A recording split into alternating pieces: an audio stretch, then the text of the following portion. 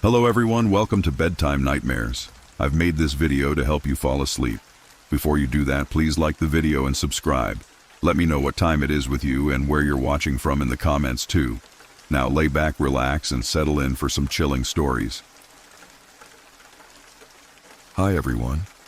I've never really thought of myself as someone who'd post on a forum about scary things. But after what happened 3 weeks ago, I keep replaying the events in my head. I guess I just need to get it all out and warn people that it could happen to anyone, anywhere, anytime. My friends keep telling me I should share this story, or at least write it down. So here I am, trying to piece together my memory of one of the most terrifying afternoons of my life. To set the stage, I'm a 29-year-old software engineer living in a busy city. I work at a mid-sized tech firm downtown, and I usually keep to myself. My schedule is pretty predictable. Most days I leave the office around 6 p.m., but on this particular day, I'd left early to run an errand for my sister. She'd just moved into a new apartment and needed some help picking up furniture. I'm the one in the family with an SUV, so it's kind of my job to help lug stuff around. Anyway, I was in a rush because I needed to pick up a bookshelf from a store that was having a clearance sale. It was rush hour, of course, so every parking spot near the store was taken. The only place left was the underground parking complex about a block away. That garage is notoriously sketchy, dim lighting, narrow ramps, and random pillars. But it was my only option, so I took it. I still remember the uneasy feeling I got when I pulled into that parking structure. The fluorescent lights flickered, and the place smelled like damp concrete. Since I was already late, I didn't overthink it. I pulled into a spot on the third level down, switched off the engine, and hopped out. My plan was simple: park, walk to the store, pick up the shelf, and get back out as fast as possible. I reached the store fine, though the short walk on the busy sidewalk at rush hour meant weaving through a sea of people. After about 20 minutes, I left with the new bookshelf in a big, awkward box. Because it was fairly heavy, I was relieved I didn't park too far. I made my way back into the underground parking structure, stepping down 2 levels via the elevator, which was rickety and painfully slow. As soon as the elevator doors opened on the 3rd level below ground, I got that prickly feeling on the back of my neck. The air was so still and quiet down there, especially compared to the bustle up on the street. My footsteps echoed in the concrete corridors. I told myself I was just being jumpy, maybe recalling the local rumors about this garage not being safe. Besides, I've always been cautious. My dad taught me basic self-defense when I was a teenager, and I carried pepper spray in my jacket pocket. I reached my SUV and loaded the bookshelf box into the trunk. As I slammed it shut, I heard someone whistling. It was the kind of whistle you might do absent-mindedly, but it sounded off in that grimy space. I spun around and saw a man leaning against a support pillar. He had on a polo shirt and jeans, nothing weird. But he was standing in that zone where the overhead lights were half burnt out, so I couldn't fully make out his face. He was just there. "Hey," I said, in a reflexive attempt to be polite. He didn't answer, just kept whistling some tuneless melody. My gut told me I needed to get in my car immediately and leave, so I did. I jumped in, locked the doors, and fired up the engine. Or rather, I tried to fire up the engine. It refused to start. I muttered a curse under my breath. My SUV had been giving me trouble the past month, some issue with the starter motor. The man was still standing there, arms folded. I tried again, turning the key, but just got a sputter and click. My heart started pounding. I glanced at him in the rearview mirror. He was no longer leaning. He was walking toward my passenger side. When I say he was seemingly normal, I mean he looked exactly like someone you'd see at a grocery store, or a coworker you might chat with around the water cooler. He wasn't monstrous or overtly frightening. He was just normal. But that made it even scarier in a way. Because normal people can be anywhere, blend into anything, and do the most unexpected things. I cracked the window slightly and asked, "Everything okay?" He smiled, too wide, too eager, and replied, "Looks like you're having trouble. Need a hand?" I was torn. Part of me wanted help. The other part was screaming that something about him was off. My SUV was stuck. I needed a jump or a tow or something. The man reached into his pocket, took out a phone. "I have cables in my car," he said.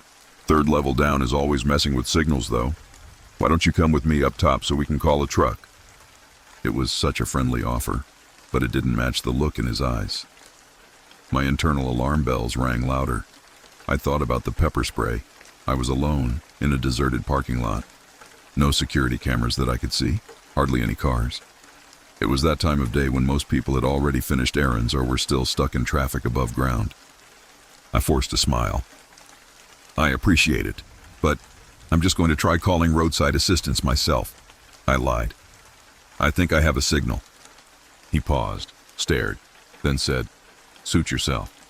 He walked away, disappearing behind a pillar. My heart was still racing. I let out a breath I didn't know I'd been holding.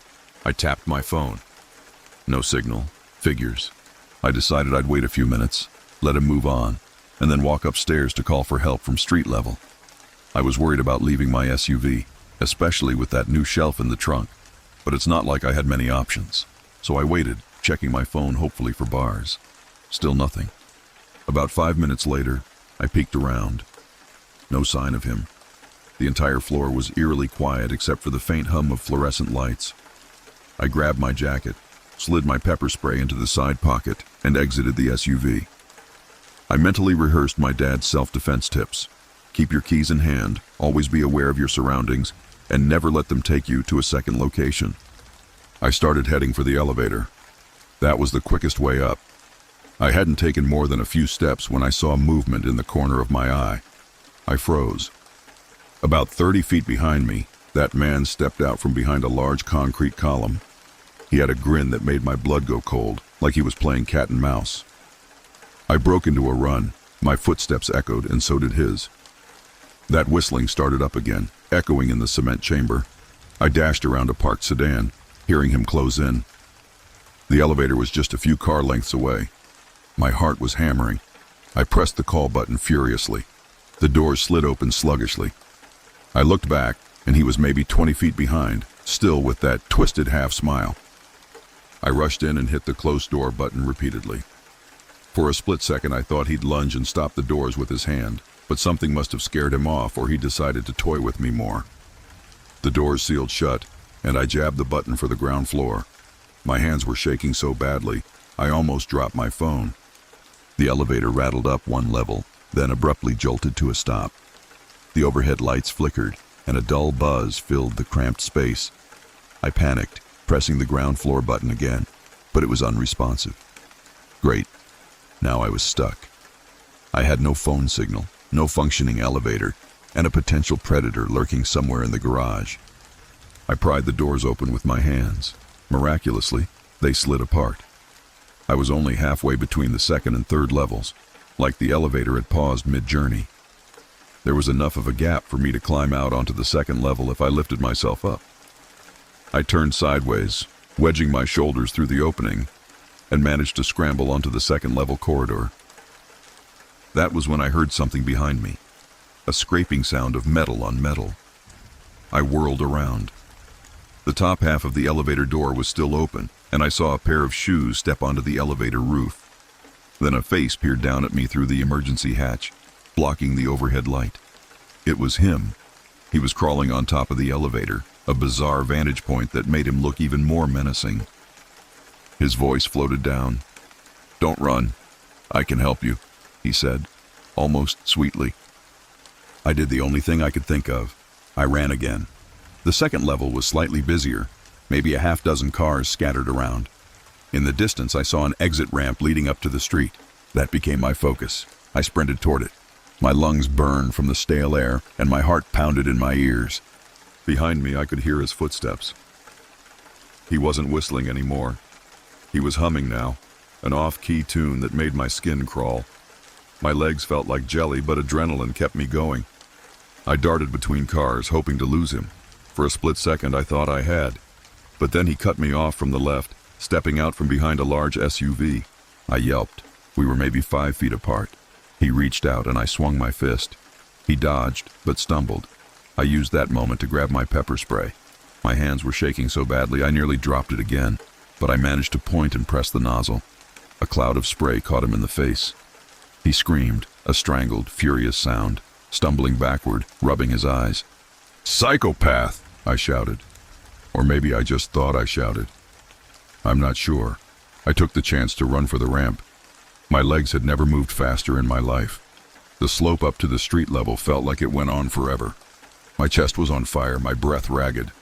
But I could see the daylight, that bright rectangle of escape.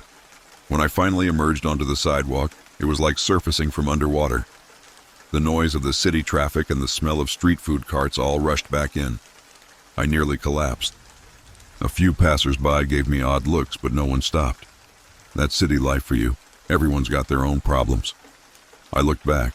He hadn't followed me out. Maybe the pepper spray had been enough. I didn't waste any time calling for help. I found the nearest open business, a small coffee shop, and called a towing service from inside. I also called the police, but by the time officers arrived and we went back into the garage, he was gone. They did a quick sweep, but found no one matching the description I gave. The cops took my statement, and the garage's security was non-existent. No cameras on the lower levels. They suggested I might have run into some drugged-out transient, but to me, he seemed too collected, too purposeful. I had my SUV towed to a mechanic. The starter was toast, so it made sense I couldn't get it going. The manager of the parking garage said he'd heard about weird encounters in the past, but nothing ever proven. No cameras, no evidence, just rumors. That was basically the end of it. The police said they'd follow up if more leads surfaced. In the weeks since, I've changed how I do everything. I no longer park in unstaffed garages if I can help it, and I carry pepper spray in hand whenever I'm alone in a parking structure. I also had to go to therapy. My therapist suggested I share my story to help process the trauma, so that's part of why I'm writing this now. Maybe somebody reading will think twice before going into a deserted spot, or at least be quicker to trust their instincts. I'll never forget the sound of that whistling echoing off the concrete walls, or that final glimpse of him from the elevator hatch, staring down at me as if he'd done it 100 times before. It's terrifying how someone who looks so normal can be so predatory, and it still haunts me that he got away, free to lurk somewhere else. I guess that's all. That's my story. I'm safe now, but I can't help replaying those moments, wondering what might have happened if my pepper spray had jammed, or if he'd cornered me before I reached the ramp. I never want to find out. Please stay alert out there. You never know who could be watching.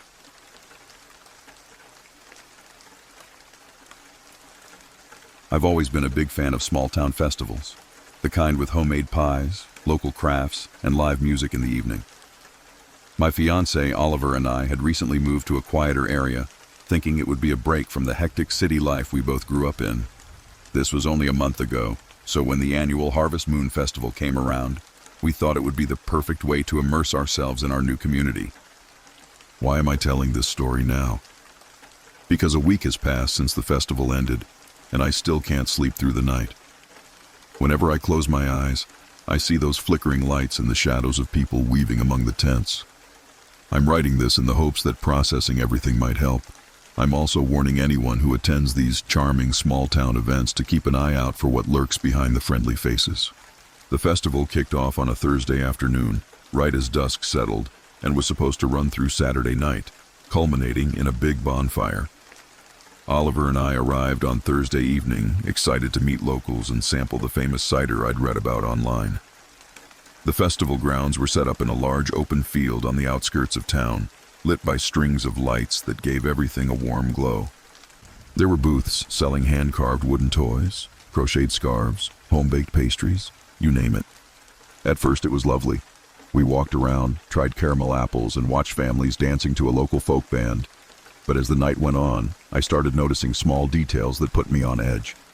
A group of people, maybe 5 or 6, were moving from booth to booth, yet they never seemed to actually buy anything. They'd hover near the edges, whisper among themselves, then move on. Their gazes kept flicking over the crowd, like they were searching for someone. I pointed them out to Oliver, but he just shrugged. "They're probably security or something," he said. I tried to brush it off. On Friday, we went back late afternoon. That same group was there again, but bigger now, maybe 10 people. They were scattered around wearing matching black windbreakers with some patch I couldn't quite make out. I overheard an older woman mention that they might be from a local civic group, but she didn't sound too sure. Still, they didn't do anything overtly threatening, just a presence that lingered a bit too much. As the day wore on, little incidents started popping up that felt coordinated. One vendor's generator suddenly died, plunging his booth into darkness, and that group appeared almost instantly, offering help. Then a family lost track of their young daughter, and again those people were the first to volunteer in searching. They found her near the edge of the festival. Everyone praised them for being so helpful, but I couldn't shake the feeling that they were orchestrating these small rescues to earn people's trust. Friday evening, Oliver and I stuck around to watch the band. It was a big crowd, easily a couple hundred people, all singing along. I was in the middle of the throng swaying to the music. Then out of nowhere the sound cut off. The stage lights snapped off. Total darkness, except for the ambient glow of booth lights behind us. People gasped. I instinctively grabbed Oliver's arm. There was a crackle, and then the stage lights flickered back on. The band looked confused, but they started playing again. A minor glitch? Maybe. But I saw some of those windbreaker folks moving among the crowd, patting people's shoulders, saying, "Everything's okay." Their presence felt suffocating. Saturday morning, Oliver had to run an errand in the next town over, so I went to the festival alone. That's when a young woman approached me near the cider booth. She said her name was Tessa, and she recognized me as the new face in town. She was friendly, a bit too friendly. Asked if I'd found a new church yet, or if Oliver and I were looking for volunteer opportunities. I politely told her we were still settling in. She handed me a pamphlet with a symbol on the front that matched the patch I'd seen on those windbreakers. Something called the Horizon Brotherhood. I'd never heard of it. Tessa insisted they were a community group dedicated to uplifting local families. She offered me a seat under a small tent, away from the main thoroughfare of the festival. That's when she and another woman started talking about how outsiders needed to be properly introduced to the ways of the Brotherhood. I felt my pulse quicken. This didn't sound like a casual civic club. It felt cultish. They kept pressing for personal information, where I lived, my phone number, what Oliver did for a living, if we planned on having children. My stomach churned. I made an excuse to leave, saying I had to meet Oliver. I hurried back into the main crowd.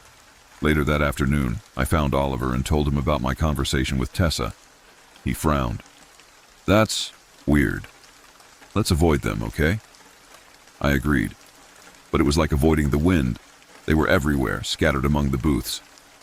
Each time we passed by, we got the sense we were being watched. By the time night fell on Saturday, the big bonfire was set to start. The entire festival crowd gathered at the far end of the field. A couple of volunteers stacked wood in a towering pile. A local official lit it, and flames roared to life, illuminating the entire area. In that flickering orange glow, I noticed a circle of people standing just beyond the crowd, faces half hidden in the dark. I recognized that same patch on their sleeves. This is where it escalated. One of the festival organizers, an older man with a booming voice, got on a mic and thanked everyone for coming. Then he started thanking the Horizon Brotherhood, our gracious protectors. Those words, the crowd applauded politely. Oliver and I shared a worried glance. The group with the matching jackets stepped forward, forming a sort of ring around the bonfire. The leader, a tall man with a shaved head, began speaking about preserving our traditions and welcoming new members with open arms. That might have sounded innocent if you didn't notice the subtle intimidation in his tone. He scanned the crowd, and for a moment, I swear, his eyes locked on me. My heart pounded. I realized Oliver and I were near the front of the crowd, but no one was behind us because the group had effectively blocked the rear. It was like being in a pen with an audience of watchers. Suddenly, Tessa stepped forward, microphone in hand. She introduced me by name, calling me out as the newcomer who needed to pledge loyalty. My stomach dropped. I felt a surge of adrenaline, and Oliver squeezed my hand. The crowd parted, giving us an open path toward the bonfire, as if expecting us to step forward. Everything grew eerily silent except for the crackling flames. "No," I whispered, voice shaking. "We're leaving." The shaved-head leader raised his hands in a placating gesture. "We only want to welcome you," he said. But the ring of Brotherhood members began closing in. Oliver tried to push back, but one of them grabbed his arm. Another seized my wrist. That's when it dawned on me. This group had orchestrated the festival's events from behind the scenes. Small mishaps, heroic recoveries, forced socializing, setting the stage to publicly corner us. Why us? Because we were new, isolated from others, easy to single out as prospective recruits or scapegoats. I heard the crowd murmuring, unsure of what was happening. Most townsfolk probably believed the Brotherhood was just a helpful civic group. A few onlookers tried to intervene but were gently pushed back by a couple of windbreaker members. Tessa repeated, "We just want to demonstrate our generosity. A new pledge is a cause for celebration." Oliver shouted, "Let us go!" He wrenched free, elbowing the man who held him. I tried to do the same, but Tessa yanked me toward the bonfire. The heat from the flames was unbearable, and my skin prickled with sweat. I felt a surge of anger and fear. This was the moment of direct confrontation. I stomped on Tessa's foot, causing her to yelp. She loosened her grip enough for me to twist away. Oliver grabbed my hand again, and we bolted through a gap in the ring of people. A few Brotherhood members tried to chase us, but the crowd, confused and alarmed, partially blocked their way. Some of the townspeople realized something was seriously wrong. A couple of them stepped in, forming a human wall to slow the Brotherhood's pursuit. I heard shouts, scuffling. One voice yelled, "Leave them alone!" Another called, "Stop!"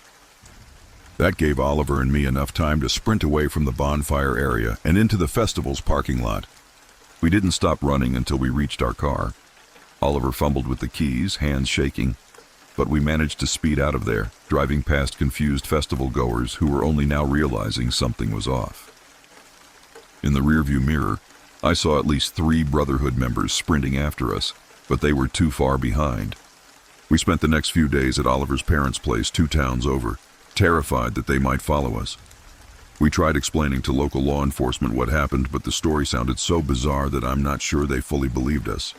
We only had a couple of phone videos, blurry shots of the bonfire and the crowd, where you can vaguely see a ring of identical jackets. Enough to raise eyebrows, not enough for formal charges. Meanwhile, the festival ended quietly. According to local news, the bonfire was a big success, and no mention was made of the confrontation. The Horizon Brotherhood was praised for their volunteer service. It was like we'd stepped into an alternate reality. Oliver and I wrestled with the idea of moving away again. But financially, it's not so simple. We just bought our place. We did some digging online, some references to the Horizon Brotherhood in archived local papers, mostly praising their philanthropic work. We suspect they keep a public-friendly front while behind the scenes they operate more like a cult, recruiting new members who are vulnerable or naive. The Harvest Moon Festival must be their prime opportunity to put on a show of community support and maybe identify targets. We returned home 4 days ago, on Tuesday, and we've been lying low since. Sometimes I notice unfamiliar cars driving slowly past our house. Oliver wants to confront them if they try anything, but I'm shaking as I write this. We've installed new locks, set up security cameras, and we're in contact with a couple of neighbors who also have suspicions about this group. I'm still trying to figure out what they wanted. Maybe they saw me as a potential recruit, or maybe we were a threat, outsiders who wouldn't blindly follow. Either way, the experience has me on edge. I used to love small-town festivals, but now I can't look at a bonfire without remembering how close we were to something truly terrifying. So, that's my story. If you ever move somewhere new and see a group that seems to have too strong a presence, ask questions, trust your instincts. What looks like a friendly local tradition might hide something darker. As for us, we're staying vigilant, and if they come knocking again, we're ready to fight back.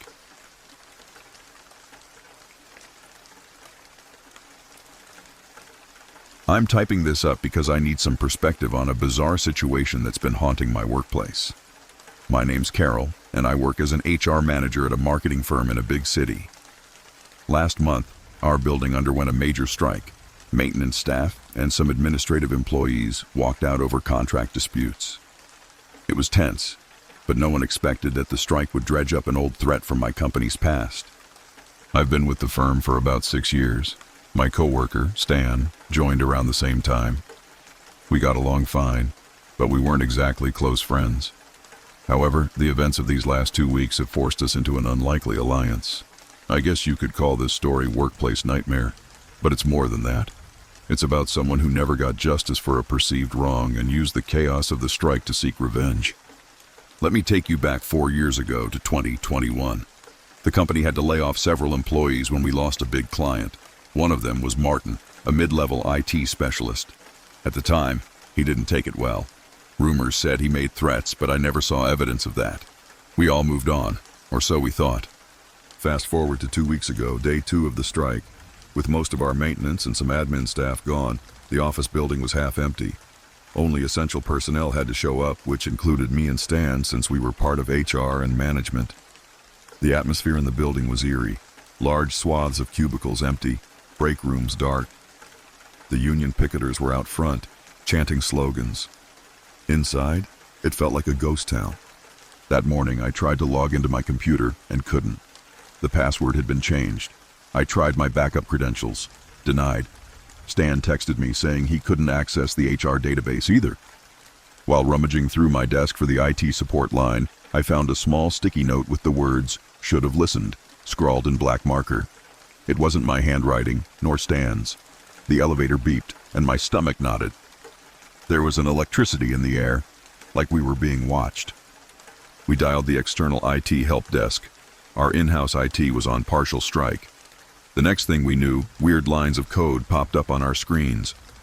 I'm no tech wizard, but I recognized it as unauthorized access. Someone was controlling the company's systems from the inside. No one outside the building could figure it out. Stan started digging through old records in the HR files, trying to see who might have a grudge. He came across Martin's file. A few months before Martin's layoff, he'd lodged multiple complaints about hostile work environments, claiming no one took him seriously. Management apparently dismissed them as unsubstantiated. I don't remember the details. I was still new in HR back then. But the notes implied Martin left feeling he'd been railroaded. Stan turned to me and said, "You think Martin's behind this, hacking us from somewhere?" It sounded far-fetched, but then again, Martin did have an extensive IT background. The more we considered it, the more it made sense that if he wanted revenge, a strike would be the perfect time to exploit security vulnerabilities.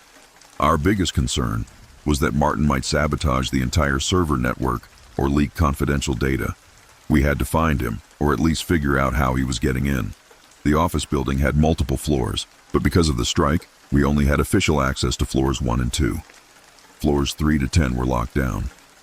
We discovered that the security system controlling the doors had also been tampered with. We were effectively stuck on the lower floors. That's when weird things started happening. The sprinklers in the main lobby activated randomly, soaking the area and forcing the handful of non-striking employees outside. The HVAC system on the second floor blasted freezing air, dropping the temperature to near Arctic levels. Alarms started blaring at odd intervals. Each incident felt orchestrated to push us out of the building. The strikers outside were confused. They thought the company was playing dirty tricks to disrupt the picket line. Meanwhile, Stan and I were growing certain this was Martin's doing. We found a side staircase that led to the upper floors. Normally you'd need a key card, but the lock was jammed in the open position. Stan suggested we investigate. I was uneasy. My mind raced with images of Martin lurking in some dark hallway. But we had a responsibility to secure the building's data. If Martin was physically on site, we had to confirm it. The third floor was pitch black, all the lights turned off or broken. We navigated by the glow of our phone flashlights. Offices were ransacked, chairs turned over. In one corner, a computer was open, showing code streaming across the screen. Then we spotted a note taped to the monitor. "Truth comes out today." Stan and I looked at each other. My heart hammered in my chest. We were on the verge of calling the police, but the phone signal in the building was spotty, and we worried that if we left a call from outside, Martin would vanish or do more damage. We pressed on to the 4th floor. There, we discovered the old server room. It hadn't been used since the company upgraded to a new data center off-site. Dust coated the floor, and half the equipment was dismantled. Yet in the far corner, we found a single active terminal, and next to it stood a figure in a hoodie, face illuminated by the monitor's glow. "Martin," I whispered. The figure didn't turn. Then a voice came out, muffled, "So you finally showed up." He started typing rapidly. Lines of code scrolled across the screen. Stan tried to reason with him. "Martin, we can talk this through. You can't do this." Martin kept typing. "They took everything from me," he muttered. "Now it's my turn." I stepped closer, heart pounding. "Martin, we can fix this. You want your story heard? Let's make sure it's told." I was grasping at straws, appealing to whatever resentment he had. He paused, glancing at me. "You're from HR, right? The ones who labeled me a troublemaker." "I wasn't here yet when that happened," I said, "but I'm listening now." He gave a short laugh. "I've already siphoned thousands of private emails and financial records. One click, and they go public. The company that screwed me over will be a laughingstock. Shareholders lose confidence. Big lawsuits. Poetic justice, right?" Stan stepped forward, hands up in a calming gesture. "I know you were wronged, but this will hurt a lot of innocent people too. Think of your old co-workers. They'll lose their jobs." Martin shook his head. "They didn't stand up for me. Why should I care?" Just then, the overhead lights flickered, and we heard footsteps coming up the stairwell. A loud voice echoed, "Police! Everyone stay where you are." Unbeknownst to us, the strikers outside had called the authorities after seeing the sprinklers and hearing the alarms. They suspected foul play from management, but ended up summoning real cops. Suddenly, we were surrounded by officers with flashlights. Martin panicked, hit a final keystroke. The screen flashed an error. He slammed the keyboard in frustration. In that moment of confusion, a police officer tackled him, pulling his arms behind his back. Stan and I stumbled backward. A detective entered, calm but firm, scanning the monitors. "We've been monitoring the building since the strike began. We have reason to believe we have an intruder sabotage case.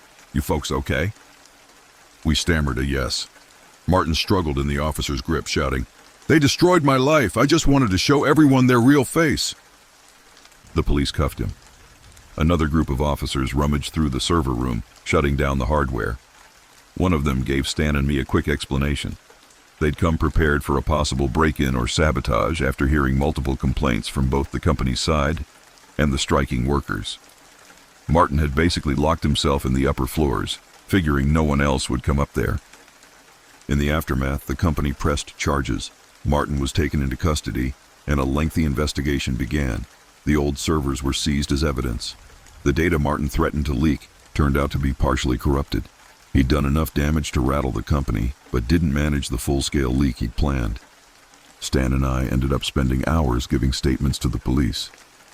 Our boss, the CFO, was furious about the security lapses. There's also talk of lawsuits from Martin's side. He claims wrongful termination led him to this desperate act. It's messy, and I'm not sure how it'll all end. But I do know I'll never forget stepping onto that dark fourth floor, seeing Martin's face lit by the cold glow of the monitor.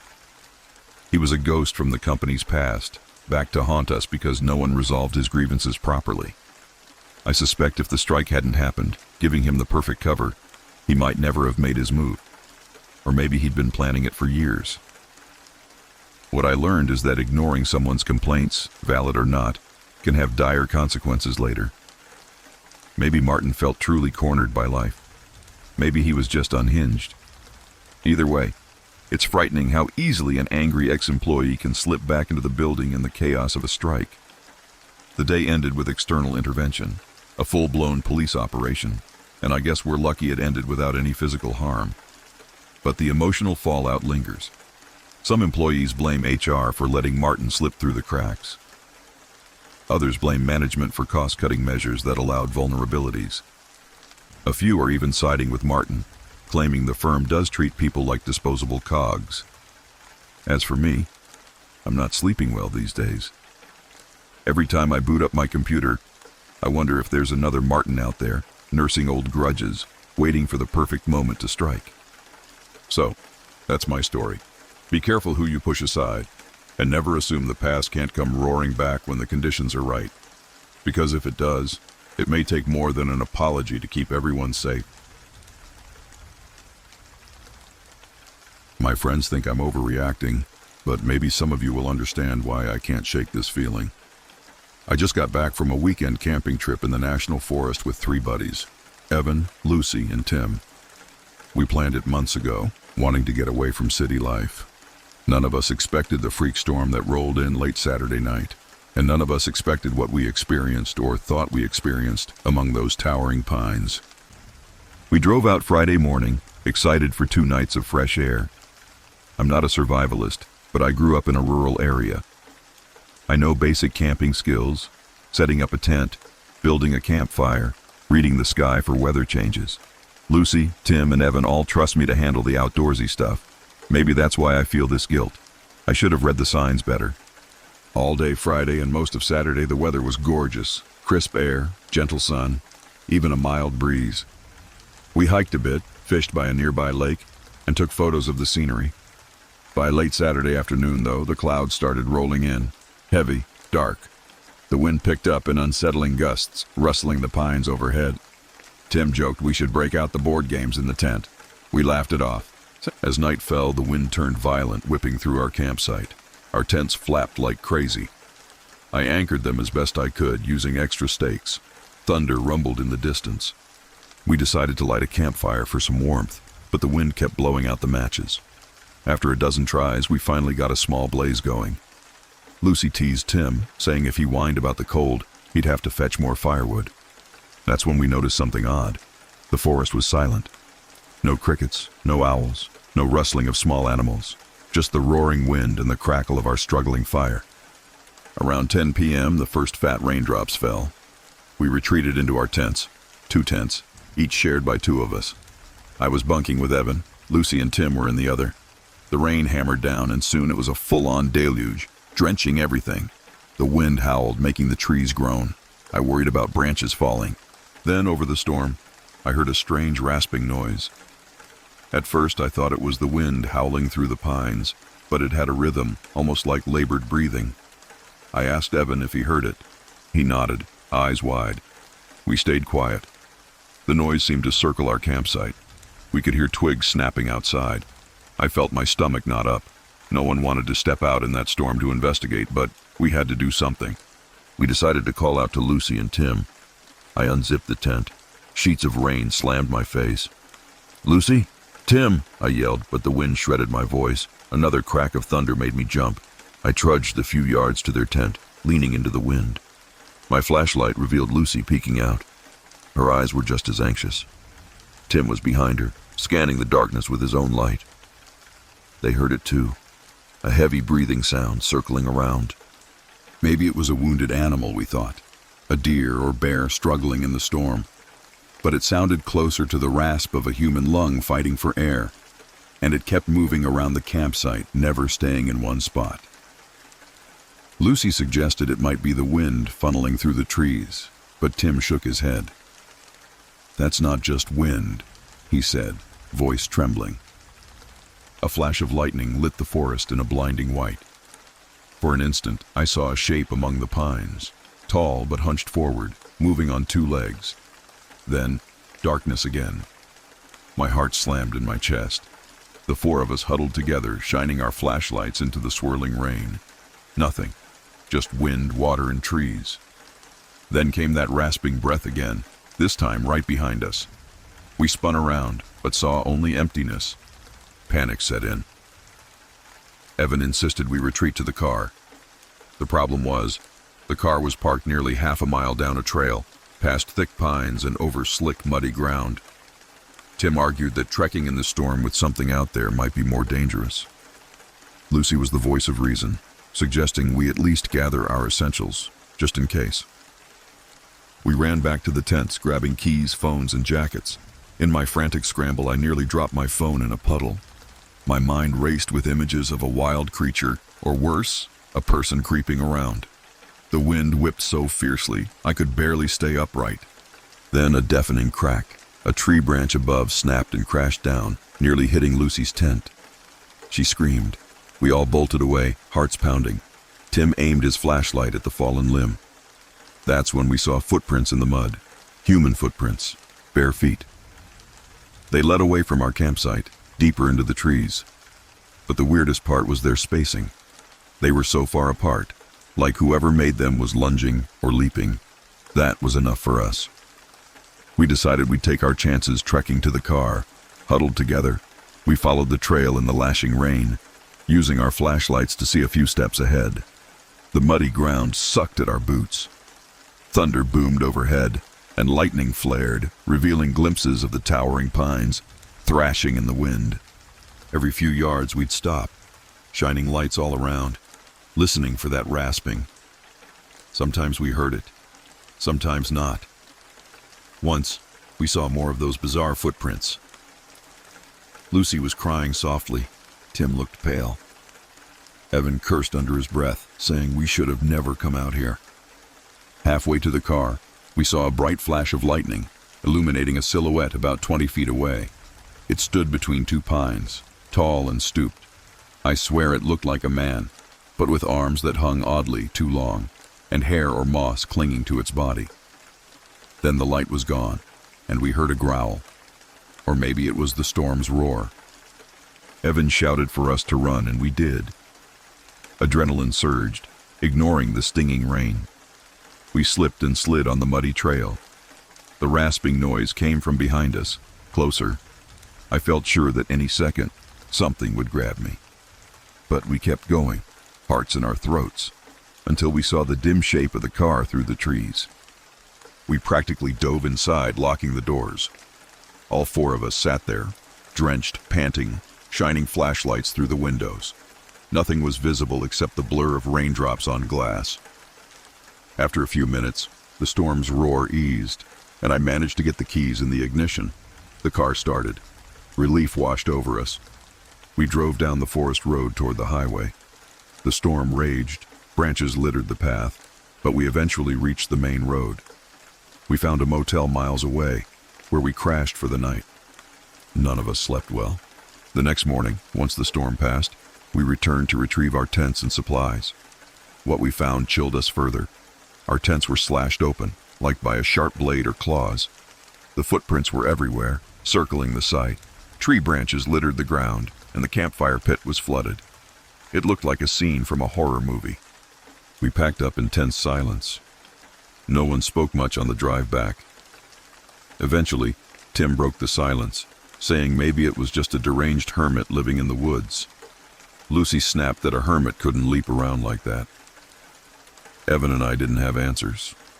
We all agreed we heard and saw something, but we're not sure what. That was 4 days ago. We haven't been the same since. I can't stand the sound of heavy wind now. It triggers that memory of the rasping breath. Lucy tries to joke about it, calling it the forest phantom, but I see the fear in her eyes. Tim keeps searching online for local legends. There are stories about strange sightings in those woods, but nothing concrete. Evan told me he's done with camping forever. I don't blame him. So here's my question. Was it just an unhinged person taking advantage of the storm to terrorize us?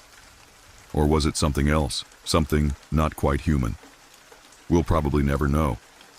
The rangers we spoke to said it could have been a black bear or mountain lion, but that doesn't explain the footprints or the slash marks that look almost surgical. I still have nightmares about that silhouette, drenched by lightning flashes and that inhuman rasping. Sometimes I think I see movement in the corners of my bedroom at night. Maybe it's just my imagination. Or maybe some part of that storm-haunted forest followed me home. I wish I had a neat conclusion, but the truth is I don't. We got away, and that's it. I'm left with more questions than answers, and a dread that maybe we witnessed something we weren't meant to see. I'm finally writing this down because I can't keep it bottled up anymore. My therapist says documenting these events might help me regain some sense of control. So here goes nothing. The story spans about 3 months, involving a highly respected psychiatrist I once consulted, and a string of eerie encounters in the most ordinary place. A local restaurant during lunch rush. 3 months ago, I was dealing with severe anxiety, trouble sleeping, frequent panic attacks. My primary care doctor recommended I see a specialist, Dr. Lauren Hill, known for her groundbreaking work in cognitive therapy. She had a stellar reputation. I was on a waiting list for weeks. Finally, I got an appointment. Our initial session seemed promising. Dr. Hill was warm, attentive. She gave me strategies to cope with my panic episodes, breathing exercises, grounding techniques. Over the next few weeks, I felt some improvement. But then, weird things started happening in session.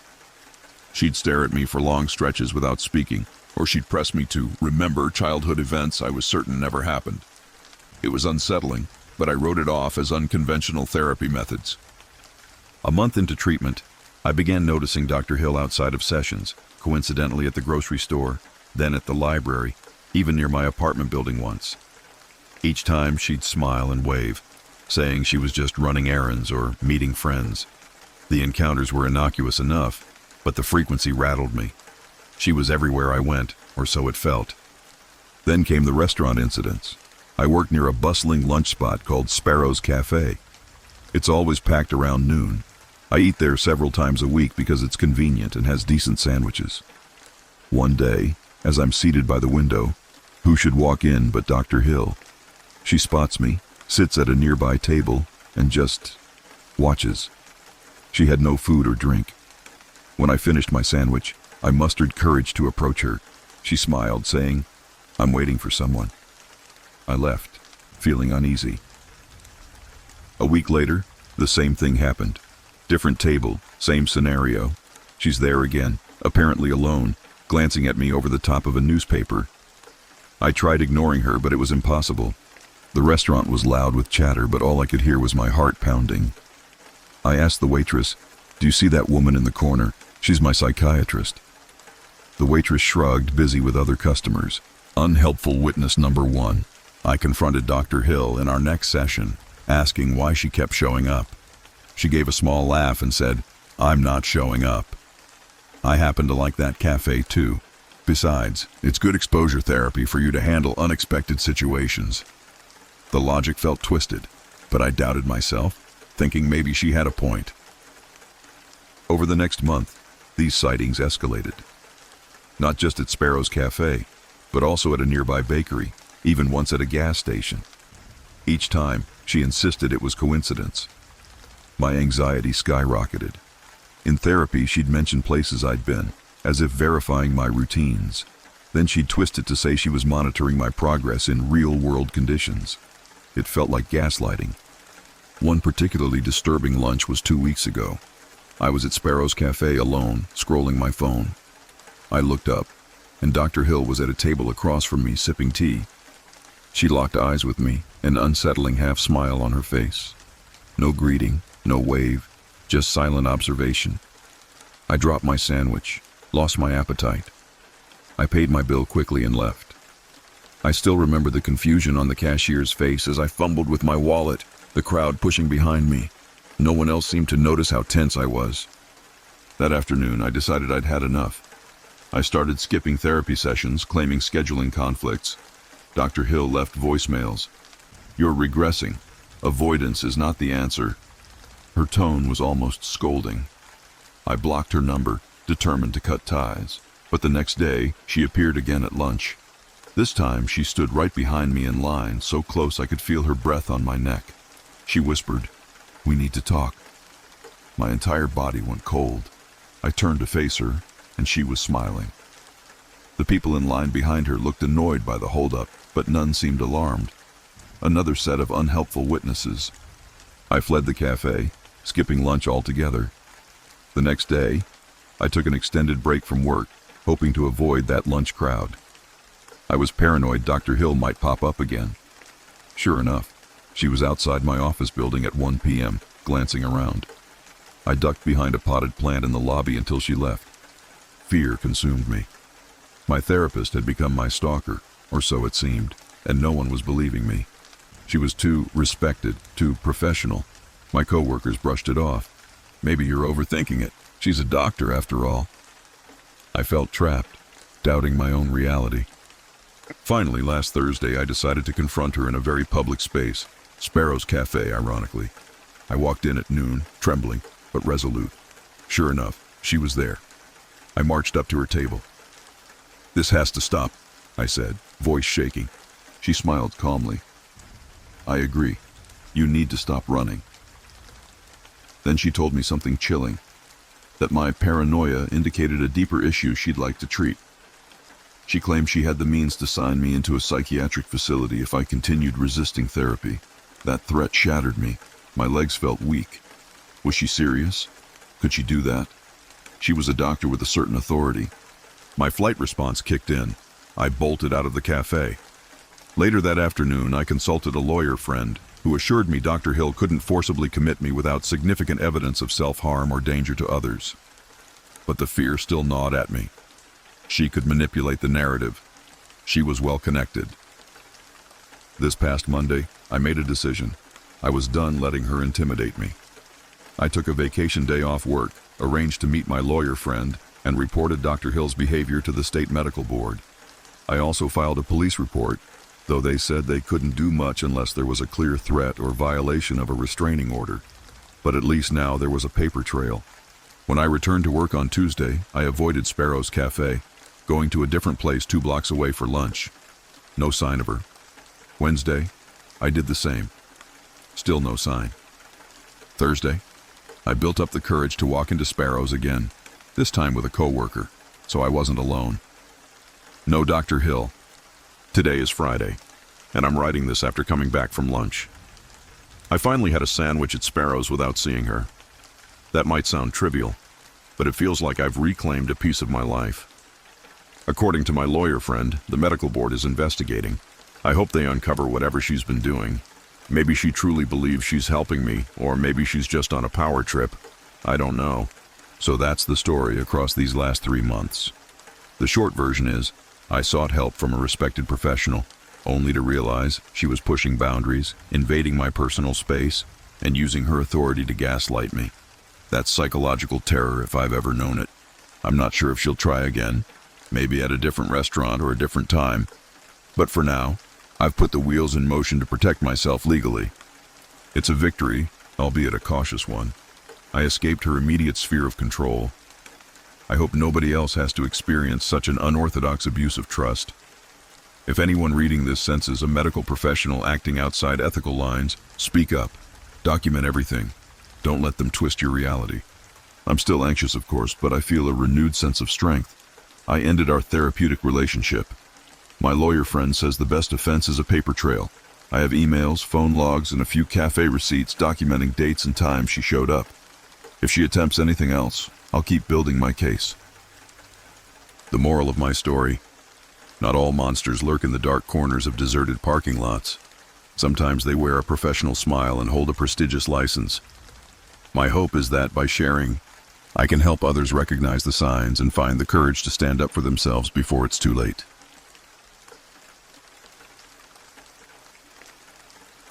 The night the city imposed a curfew, I remember standing at the mouth of a deserted highway with a crowd of strangers who were all as anxious as I was. We were a mix of late-shift workers, travelers caught in the wrong place at the wrong time, and a few local residents who had tried to make it home before the official lockdown started. Let me back up. I'm a traveling sales rep for a small manufacturing company, so I spend a lot of time driving through different towns. That day, I was rushing from one city to another, trying to beat the new curfew that local authorities had set due to a series of unexplained nighttime incidents. According to the news, no one was supposed to be on the highways past 9 p.m., under penalty of hefty fines and possible arrest. I had underestimated traffic. By the time I merged onto the highway, my GPS told me I had a slim chance of reaching the exit ramp into the next county before the clock struck 9. And if I got stuck out there, I'd risk running into those roadblocks the police had mentioned. The sky was pitch black, the moon hiding behind thick clouds, and the digital clock on my dashboard ticked ominously closer to 9 o'clock. Of course, because my life has weird timing, the GPS suddenly piped up that the route ahead was closed. Some accident had blocked both lanes. I exhaled a curse and took the earliest exit to a side road, hoping to snake around the chaos. Turns out, a bunch of other drivers had the same idea. Within minutes, I found myself in a line of vehicles that stretched out in front of me like a colony of ants. Brake lights glowed red in the darkness. At exactly 9:01, my radio crackled with an emergency alert. All motorists must pull over at the nearest safe point and remain off the roads until dawn, unless they possessed an official pass. I sure didn't have a pass. A wave of panic washed over me. I couldn't afford a fine, let alone a confrontation with local law enforcement, especially when I was already behind on my sales quota. But what choice did I have? I veered onto a narrow shoulder, following the lead of the cars in front and behind me. The driver ahead, a middle-aged woman with her hair in a tight bun, rolled down her window and started gesturing. I pulled up closer and caught a snippet of her shouting about a rest area not far away, apparently some kind of abandoned truck stop. A few people started getting out of their cars, looking both ways, as if scanning for any sign of the authorities. Before I knew it, a whole crowd had formed, about 15 of us, all trying to decide what to do. We had families with kids in minivans, a couple of college students heading home, a trucker, and even a pair of uniformed nurses who'd been trying to make a hospital shift in the next city. Someone suggested we all move to the truck stop together, strengthen numbers, since it was off the main highway. Technically, we'd still be violating curfew, but maybe we could stay out of sight until dawn. The group hesitated. It was a risk. But a young father carrying a sleeping toddler said we might as well, because the cops would just round us up if we stayed parked on the shoulder. That settled it. We turned off our headlights, to be less visible, and slowly drove down the side road, forming a makeshift convoy. I felt less alone, which should have been reassuring. But as we drove deeper into the countryside, with tall trees lining the narrow road, a strange tension kept building. Every so often, a pair of headlights from the opposite direction would sweep over us, making us all flinch. One time, a large truck rumbled by, forcing us almost into the ditch. We tried to keep ourselves tight together, but the path was so winding that sometimes the front of the convoy vanished around a bend before the last cars caught up. Finally, after about 15 minutes, we spotted the dim sign for the old truck stop. It was basically a large gravel lot with a single rundown building, maybe an abandoned diner or a rest station. No gas pumps. The overhead lights were out, leaving everything in near total darkness except for a flickering neon sign that read, "Open," obviously untrue. We parked in a loose circle, using our headlights to give the area some illumination, but turned them off as soon as we got settled. The last thing we needed was to draw attention. We gathered in front of the boarded-up diner. The father with the toddler sat on the hood of his SUV, rocking his kid gently. The two nurses checked in with him, making sure the kid was okay. The rest of us formed a loose ring, talking in hushed voices. It was only then that I realized how quiet the night was. No crickets, no distant hum of traffic, nothing. Even the wind seemed to die down. That's when the first sign of trouble appeared. A single figure, silhouetted against the moonless sky, standing near the edge of the gravel lot. At first, I thought it was a stray traveler like us. I called out a tentative, "Hey, you okay?" But the figure didn't move. One of the college students shone a flashlight in that direction, but by the time the beam swept over, there was no one there. We exchanged uneasy glances. The trucker, a grizzled man in his 50s, shrugged and said, "Could be someone who changed their mind about stopping here." We tried to brush it off. A few of us decided to pry open the old diner door, hoping maybe there'd be a safe spot inside to wait out the night. One nurse found it ironic we were essentially breaking and entering, but the door was chained from the inside, and the windows had heavy wooden boards hammered across them. No luck. So we settled for this open-air stakeout, half suspecting the cops would roll in any minute. As time dragged on, pockets of conversation formed.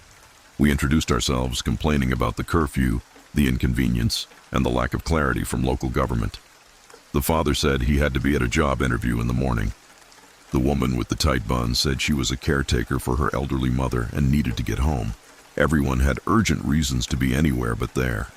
Then, just as we started feeling a shred of camaraderie, the figure reappeared, this time near our parked cars. The same silhouette, tall, wearing what looked like a coat or cloak. The single flashlight we had aimed at it, but again, it vanished behind the vehicles. The mood shifted from anxious to alarmed. People started checking their doors, making sure they were locked. That's when the father noticed something. The trunk of his SUV was ajar, even though he swore he'd closed it. We began searching the area with flashlights, forming pairs and small clusters for safety. I ended up with the tight bun caretaker and one of the college kids. We circled around the back of the diner, picking our way through scattered trash and broken bottles. That was when we discovered footprints in the gravel, distinct impressions that led behind an overgrown fence. We followed them, hearts pounding. A foul smell hit us like rotting garbage. Then we heard a scraping noise, metal on concrete. When we shone the flashlight, we saw a figure crouched by an old dumpster. My companion shouted, "Hey!" The figure stood up slowly, turned halfway toward us, and we could see a face smeared with something dark. Could have been dirt, or maybe blood. Before we could react, the figure hissed, "Leave now," and bolted into the underbrush. The caretaker gasped. The college kid actually yelped, and I just froze. My mind spun. Was this person dangerous, homeless, addicted, or something else entirely? We rushed back to the group, breathless, and reported what we saw. By now, tensions were sky high. The father insisted we all just pile into our cars and drive off. Curfew be damned. But the older trucker said if we ran into a roadblock, we'd be in bigger trouble. The next county line was still miles away. On top of that, some of our group, like the father with the toddler, didn't want to risk a police chase if the authorities were indeed out patrolling. We were stuck, with no easy solution. That's when the hidden or disguised threat really kicked in. We heard a woman scream from the far side of the lot. A bunch of us sprinted over to find one of the nurses wide-eyed, pointing at the side mirror of her hatchback. Someone had scrawled in big letters on the mirror, "Run home." The message was wet, dripping, as if written with mud or thick paint. She said she never saw anyone near her car. Everyone began checking their own vehicles again, and the caretaker found a similar message on her back windshield. Someone, or multiple someones, was sneaking among us, leaving these warnings or threats. And they were doing it so quietly, so swiftly, we never saw them approach. The father started shouting at the rest of us. "Who's doing this? Is this some sick joke?" But from the panic on people's faces, it was clear none of us normal folks had the cunning or reason to do it. The group began fracturing. Arguments broke out. Some said we should drive off. Others said we should group up in the cars with the largest capacity. Someone suggested we call the police. But guess what? Zero cell signal. We tried anyway, but no bars. A collective dread settled over us as we realized how vulnerable we were. Suddenly, headlights flared on the far side of the lot. It was the trucker's rig, an 18-wheeler he'd parked near the fence. He looked confused because he wasn't in the cab to turn them on. The bright beams cut across the gravel, revealing the same tall silhouette. This time, the figure stood absolutely still in the intense light, as though challenging us to come closer. A hush fell over the crowd. Then the father took a step forward, brandishing a tire iron. The silhouette, eerily calm, took a step back and disappeared behind the truck. The father sprinted after it, ignoring shouts to stay together. I joined a couple of others and followed. We rounded the corner of the trailer, hearts hammering. That's where we had the direct confrontation. The figure stood waiting, half hidden by the trailer's back wheels. Up close, I could see he wore a battered coat, eyes wild, glinting in the faint light from the truck's interior lamp. He hissed, "You don't belong here. Go back." The father threatened him with the tire iron, telling him to back off. A chilling laugh escaped the stranger's mouth, and he rasped, "They never listen. More will come." The father lunged with the tire iron, and I swear the stranger dodged with almost inhuman speed. Another person from our group tried to tackle him, but the stranger slid away, letting out this guttural sound that was somewhere between a growl and a laugh. I shouted for someone to help. The caretaker arrived, shining her flashlight in his face. For a split second, I saw raw anger. Or was it madness? He snatched the flashlight from her grip, smashing it on the ground, plunging us into darkness. We wrestled him, 3 or 4 of us, pinning him against the trailer. He squirmed like a trapped animal, spitting curses. The father demanded to know who he was, why he was terrorizing us. The stranger stared back, panting, then said softly, "If you stay, it will only get worse." The father threatened to call the cops, but the stranger seemed unfazed. He stared at me with hollow eyes, as if looking right through me. "Get out of these roads," he hissed. "They're not safe after dark." One of the college students arrived with rope from his trunk. We tied the stranger's hands behind his back, ignoring his low growls of protest. Our plan was to hold him until dawn, then turn him over to the authorities. But the second we tried to move him, he thrashed violently, almost breaking free. I can't explain the strength he had. It took 4 grown adults to keep him pinned. He laughed again, almost a cackle, and said, "You think you've got me, but you have no idea what's out here." That's the moment another complication revealed itself.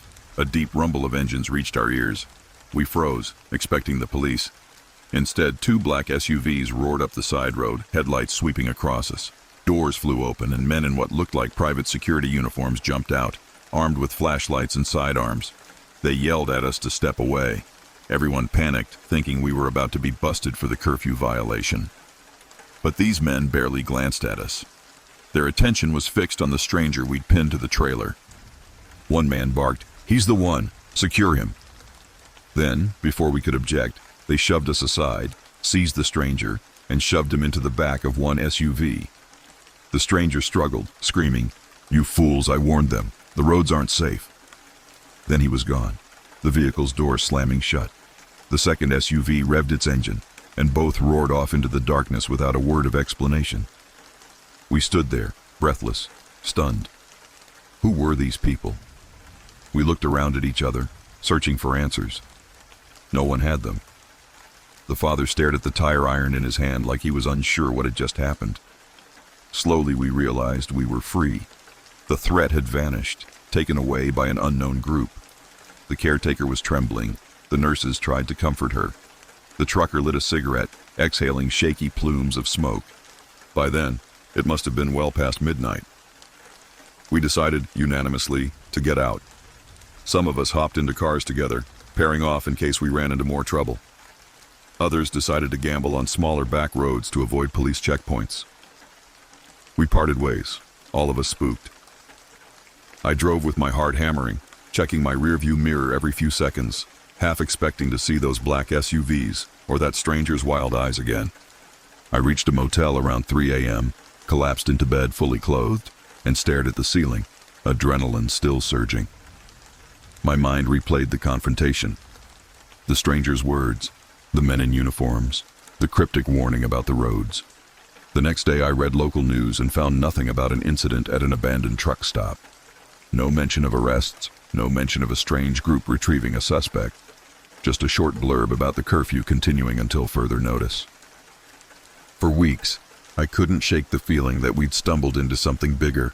Whenever I drove lonely highways at night, my skin prickled with dread, remembering that voice telling us to leave.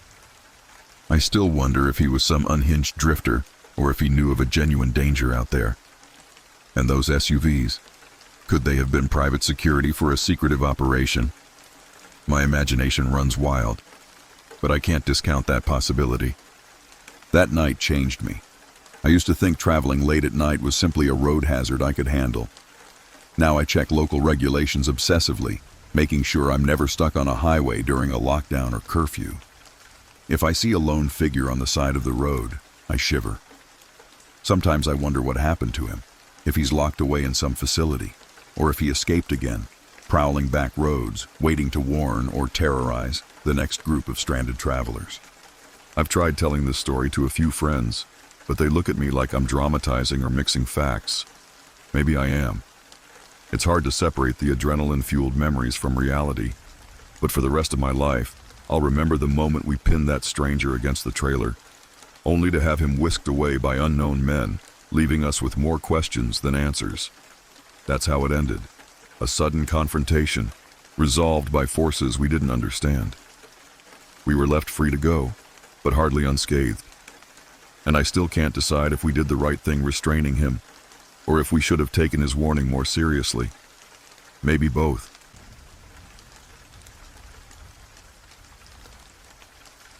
I've spent the last 2 weeks consulting my phone logs, emails, and even security footage from the mall to piece together the chain of events I'm about to describe. It started innocently enough. My best friend Grant and I decided to hit the big shopping mall on a holiday weekend. If you're picturing a crowded, noisy place, you're right. People were everywhere, drawn by massive sales and the chance to mingle during a day off. That was the environment that set the stage for one of the most unsettling public smear campaigns I've ever experienced. I'm an elementary school teacher. Grant is a freelance graphic designer. We both had some last-minute holiday shopping to do, and the mall was the most convenient spot. We planned to knock out our errands, then grab a late lunch. As we walked through the main entrance, we saw the usual chaos. Families toting screaming kids, teenagers on a spree, elderly couples in matching sweatshirts. Grant joked that we should have come at dawn to avoid the crowd, but hey, we had a day off and wanted to sleep in. We split up to tackle our shopping lists, agreeing to meet at the food court in an hour. I headed to a bookstore on the second level to pick up a gift for my mom. That was where I noticed a giant display featuring a local influencer who'd be doing a meet and greet. I remember thinking how marketing can make any random internet personality look like a celebrity. Shrugging, I browsed the store. A few minutes later, my phone buzzed with an unknown number texting me. "I see you like to keep secrets." I blinked, confused. Probably a wrong number. I ignored it. After buying a hardcover mystery novel, I moved on to a clothing store. My phone dinged again. The same unknown number wrote, "Where were you last night?" That made my stomach drop. Last night, I'd simply been home grading papers. It wasn't a secret, but the tone felt accusatory. I texted back, "Who is this?" No response. I assumed it was a prank or maybe a scam. A bit unnerved, I hurried to the food court. Grant was already waiting, sipping a soda. As I told him about the weird texts, he laughed it off. "Probably some bored kid messing around," he said. I agreed it was likely nothing.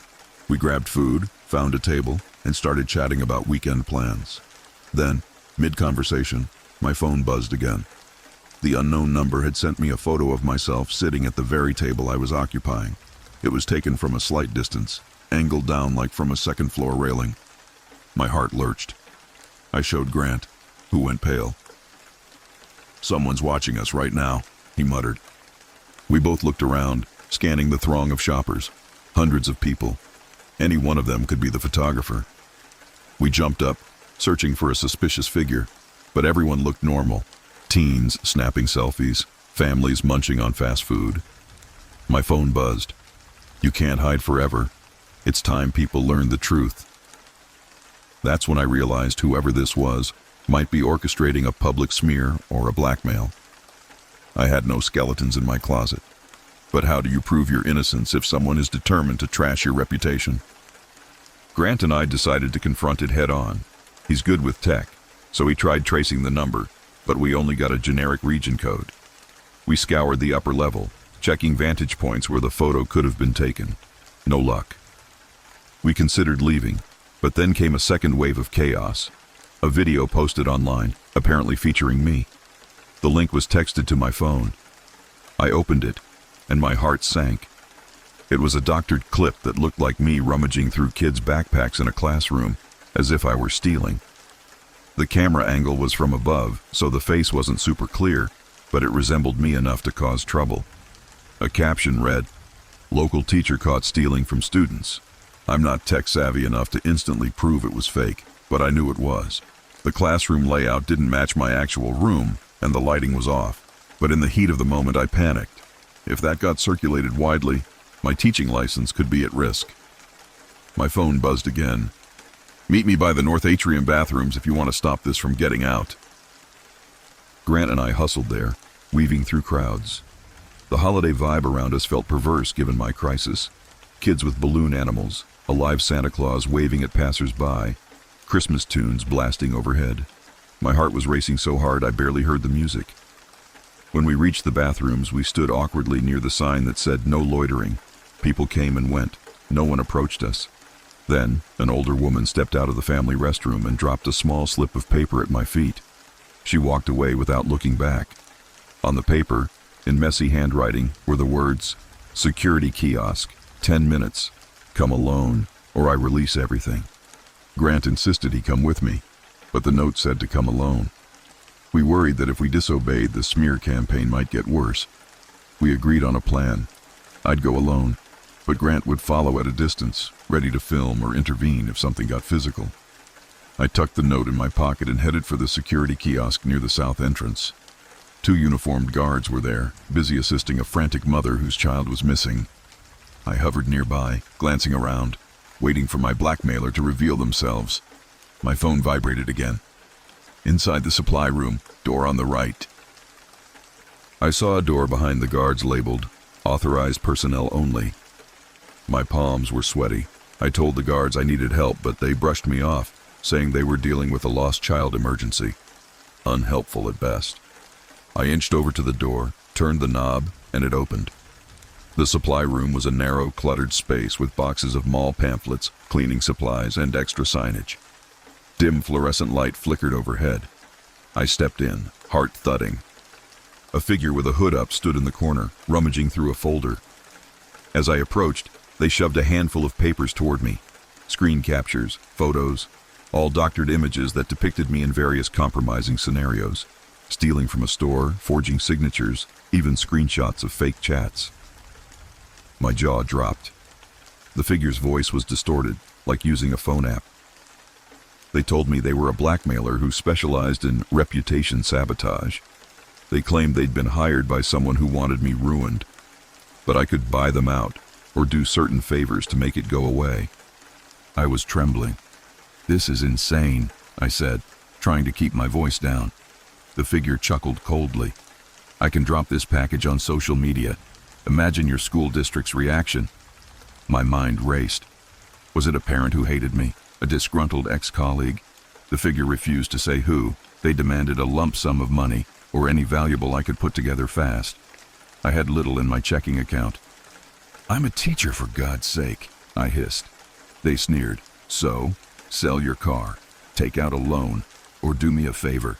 I need access to certain school records." That's when Grant burst in, phone camera rolling. He yelled, "We have everything on video, you psycho!" The figure swore and lunged, trying to grab the phone. In the scuffle, boxes went flying. The overhead light flickered. I managed to grab hold of the blackmailer's hood, yanking it back slightly, but they twisted away and dashed out the door. Grant and I gave chase into the mall corridor, but the blackmailer was fast, weaving through the throng of shoppers. We lost them near a service stairwell. Security guards finally took notice, but by then, the blackmailer was gone. We tried explaining the situation, but the guards just frowned. "Any proof?" they asked. Grant showed them his phone footage of the confrontation. Unfortunately, the angle was shaky, and the figure's face wasn't visible. The security team promised to check cameras, but said it would take time, and they acted like it was just some petty theft attempt. Meanwhile, our blackmailer could be slipping out any exit among thousands of shoppers. Feeling desperate, I opened the folder they left behind. It contained a few of the incriminating images plus a thumb drive. No note explaining it. I told Grant we should find a computer and see what was on it. We ended up going home instead. He had a better setup on his PC. We discovered more faked videos and doctored photos on the drive, but also fragments of some conversation logs that looked like instructions from a third party. Phrases like, "ensure total discredit," and "focus on child theft angle," leapt out at me. Someone was orchestrating this. That evening, we debated calling the police. Grant felt we should, but I knew how cops can be with digital evidence. They often pass you off to some specialized unit, and it could take forever. Meanwhile, the blackmailer might strike again at any moment. We decided to do our own damage control. We told my school principal about the situation and showed them some of the evidence. She was horrified, thankfully on my side, and said she'd alert the district's legal team. Over the next couple of days, texts from the unknown number kept coming. Each one threatened to release the rest of the files. I pleaded, "Whoever hired you is making a mistake. I haven't harmed anyone." No reply, just that same demand for money or a favor. My mental health spiraled. Grant had to stay with me several nights. I couldn't eat or sleep. On day 3, my principal called to say the district's lawyers had looped in law enforcement on a more serious level. That same day, the blackmailer texted me one last time. "You've forced my hand. Enjoy your last day of freedom." I braced for the worst, some big online leak, but it never came. Instead, the blackmailer made a slip. Through a digital forensics check on the thumb drive, the district's IT team discovered embedded metadata linking it to a print shop in another county. They passed that along to police. Within a week, the police traced that lead to a certain blackmailer who'd used the shop to print some of those fake images. A sting operation took place, and law enforcement apprehended them. The final blow came when they also found communications pointing to the real mastermind, an ex-boyfriend of mine from years back, someone I'd parted with on bad terms. Apparently, he'd hired the blackmailer to ruin me out of spite, though he never admitted it outright. The details are all swirling in ongoing legal proceedings, but the short version is external intervention saved me. The police and the district's legal team hammered the blackmailer's operation, destroying the evidence they planned to circulate. I'm still shaken by the ordeal. Now, I always watch my back when I go into that mall, especially on busy holidays. I worry there might be other blackmailers or conspirators out there. But at least I'm vindicated. The malicious images were never widely released, and my school stood behind me 100%. Grant still jokes that we should have spent that holiday weekend at home, ordering everything online. He's not wrong. What scares me most is how easy it was for someone to craft a convincing smear, especially in a crowded public space where you don't know who's watching. The next time I see an alarming viral clip, I'll think twice before believing it. People can spin anything. I'm just glad I had a friend who stepped in and a principal who took me seriously. If I'd been alone, I might have caved, paid some ransom, or lost my job to a wave of public outrage. So that's that. My trust in crowds and random texting numbers will never be the same. I need to clarify that my experience in that small town might not fit the dictionary definition of environmental horror. But to me, it sure felt like the place itself was warped, quietly malevolent. The whole night still feels like a bad dream I can't shake. 3 of us went, me, my cousin Irene, and her fiancé Kyle. We were driving cross-country for a friend's wedding, taking a scenic route through rural areas, partly because we love little roadside diners and old-fashioned motels. It was the off-season for tourism, meaning the attractions along our path were either closed or nearly empty. We planned to stop in a quaint small town rumored to have an excellent bed and breakfast, but we arrived late, past 9 p.m. Darkness had fallen and the streets were eerily still. No cars, no pedestrians. The few street lights cast long shadows on cracked sidewalks. Irene commented it felt like a ghost town. We pulled up to the B&B, only to find a handwritten note on the door that said, "Closed for family emergency. Apologies." Terrific. We had no backup reservation, and the next decent lodging was at least an hour's drive away. Kyle suggested we try the local diner. Maybe someone there knew of a nearby motel or a neighbor who rented rooms. The diner was a single-story building with flickering neon letters that spelled "Eat." The inside was surprisingly well lit, but completely empty except for one middle-aged waitress leaning on the counter, a bored expression on her face. We asked if she knew of any place we could stay. She said something cryptic like, "Folks don't usually come here this time of year," and turned away. We pressed her for details, but she shrugged. "Try Maple Street, near the old church," she said, then went into the kitchen without another word. Irene, who's usually polite, called after her, "Thank you," but got no response. Maple Street was just a few blocks away. We found the old church easily. Its stained glass windows glowed from interior lights, even at that hour. Across from it stood an old Victorian house with a small sign out front that said "Vacancy" in dusty letters. Relief flooded us. We parked and knocked.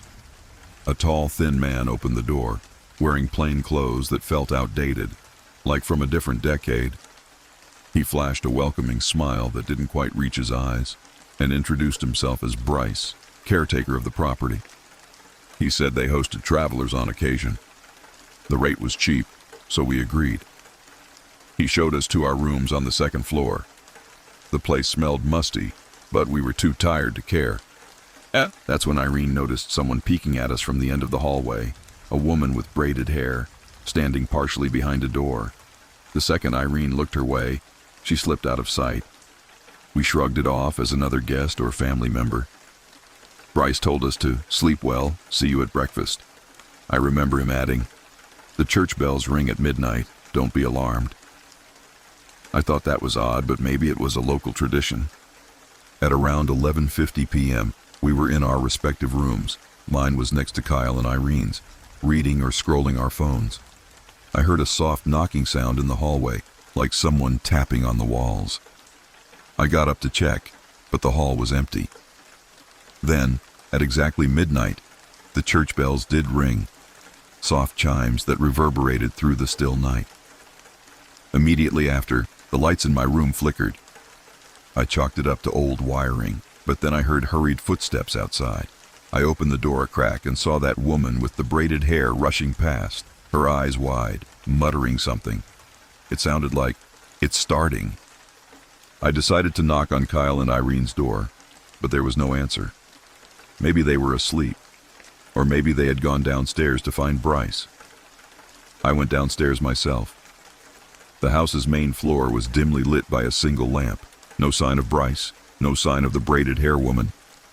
The only noise was the distant echo of the church bells, which by then had stopped. I checked the front door, locked. Confused, I tried the side door to the kitchen, also locked. Anxiety spiked. This was not normal for a place renting rooms. I whispered, "Irene? Kyle?" hoping they were nearby. The house felt uncomfortably silent. I remembered my phone was upstairs, so I couldn't call or text them. Figuring they must still be in their room, I turned to go back up. That's when I heard chanting from outside. Low, rhythmic voices chanting words I couldn't make out. A sliver of panic ran through me. I peeked out a window which gave a view of the church across the street. My breath caught. Outside the church stood a group of people in dark robes, holding candles. They formed a circle by the entrance, heads bowed in unison. The chanting drifted through the still night air. My first thought was that it might be some harmless late-night prayer vigil or a cultish ceremony. But at midnight, in the off-season, something about it felt deeply wrong. I rushed back upstairs to find Kyle and Irene. Their door was ajar. The room was empty. The bed didn't look slept in. Fear threatened to swamp me. Why would they leave without telling me? Movement at the end of the hallway snagged my attention. The braided hair woman stood there again, beckoning me. "They took them," she whispered. "They always do, every season's turn, but you weren't supposed to be here." My stomach churned. She vanished into the next room, and I followed, stepping into what looked like an old storage space with dusty furniture. The woman whispered, "They think you're chosen." My voice shook as I asked, "Who? Where are my cousin and her fiancé?" She just shook her head, tears brimming in her eyes. Then she pressed a key into my hand, pointed at a door at the far end of the attic, and slipped away. I didn't know what else to do. I walked to that attic door, which was padlocked, and the key worked. The door creaked open onto a wooden staircase descending into darkness. I flicked on the overhead bulb, saw a stone walkway, and realized this must be an old root cellar or something. My heart pounded. My instincts screamed at me to run, but I had to find Irene and Kyle. With each step down, the air grew colder, more damp. At the bottom, I found a small corridor that led to another locked door, but it was slightly ajar. Light flickered inside. I peered through the gap and saw a small candlelit room with strange symbols scrawled on the walls. Bryce stood there in the same plain clothes, but something about his posture looked ominous. Kyle and Irene were kneeling on the floor, hands bound, eyes wide with terror. Others in dark robes flanked them, chanting softly. The braided hair woman was nowhere in sight. Bryce raised a chalice, muttering words I couldn't understand. My mind reeled. Had we stumbled into some cult ritual? I wanted to burst in and save my family, but fear froze me. The chanting grew louder. I fumbled for something, anything I could use as a weapon, but there was only damp stone around me. The group's chanting built to a crescendo. Irene started sobbing. Kyle's mouth was clamped shut in fear. That's when I realized they were preparing some kind of ceremony, possibly a sacrifice. My stomach lurched. I glanced behind me, hoping for help, but the corridor was empty. I decided I had one shot, to rush them, cause enough chaos for Irene and Kyle to escape. I sucked in a breath and kicked the door open. Everyone turned, startled. Bryce shouted something. I sprinted forward, grabbed the chalice, and hurled it across the room. It smashed against the wall, liquid splattering. One of the robed figures seized my arm, but I twisted free, elbowing them in the ribs. Irene and Kyle scrambled to their feet, still bound, but they tried to move. Another figure yanked them back. I roared, "Let them go!" In the confusion, a robed member slammed me to the ground. Bryce stood over me, face twisted in fury. He hissed, "You don't belong here." You ruined everything. I yelled for Irene, my voice echoing off the cold walls. Then, out of nowhere, the braided hair woman appeared in the doorway, brandishing a large flashlight. She swung it at Bryce's head, landing a brutal blow. He staggered. Kyle broke free, ramming into the robed figure restraining Irene. The braided hair woman grabbed me, urging me to run. We all fled up the stairs, hearts pounding, footsteps thundering behind us. When we reached the main floor, the front door was now unlocked. We dashed outside, only to face the circle of robed worshippers by the church. They turned as one. The braided hair woman gasped, "Follow me!" leading us around the side of the house, through a dark alley. We sprinted into the deserted streets, heading for our car. Kyle and Irene were still bound at the wrists, so I fumbled to free them as we ran. At one point, we heard chanting behind us. We made it to the car, but realized I'd left the keys upstairs in my room. Irene cursed. Kyle looked ready to bust a window, hotwire it, anything. The braided hair woman shook her head. "No time. You have to leave. Go on foot." So we ran, adrenaline fueling our every step, out of that small town. Street after street was empty. Porch lights glowed on silent houses, but we dared not knock, suspecting the entire community might be part of this cult. Eventually, after half an hour of running, we found ourselves on a rural highway. A single passing car, driven by a traveling salesman, thankfully stopped and let us in. We didn't explain much, just begged him to drive as far from that town as possible. We never went back for the car. The police we contacted in the next county seemed skeptical, but they sent a unit out. A few days later, the cops told us they found no sign of forced entry, no suspicious group. Our car was still parked where we'd left it, undamaged, keys inside. They chalked our claims up to a misinterpretation or local weirdness. My cousin nearly lost her mind with frustration. Kyle wanted to hire a private investigator, but we didn't have the funds, so it ended there, with no real explanation or closure. I can't stop replaying the moment in that candlelit basement. The chanting, the symbols, Bryce's cold eyes. Irene still has nightmares. She's gone to therapy for it. Kyle changed his phone number, worried the group might track him. As for me, I wonder if the braided hair woman stayed behind, living in that twisted system. Or maybe she escaped long ago. I'll never know. All I know is that night felt like we'd stumbled into a hidden pocket of darkness, a suburban, sinister reality they kept from outsiders. We managed to get out, but we're left with a haunting sense that the town is still there, going through its ritual motions, waiting for the next unsuspecting visitors. I can't fully articulate why or how. All I can say is, if you're ever traveling off-season through quiet little places, stay vigilant. Some small towns hide secrets beyond imagination. My time at the university campus was supposed to be a fresh start, just a chance to finish my master's degree in linguistics. Instead, it became a twisted fiasco involving a con artist who masqueraded as an overseas researcher. I'm only sharing this now because I've pieced it together in retrospective time jumps, trying to make sense of the chaos.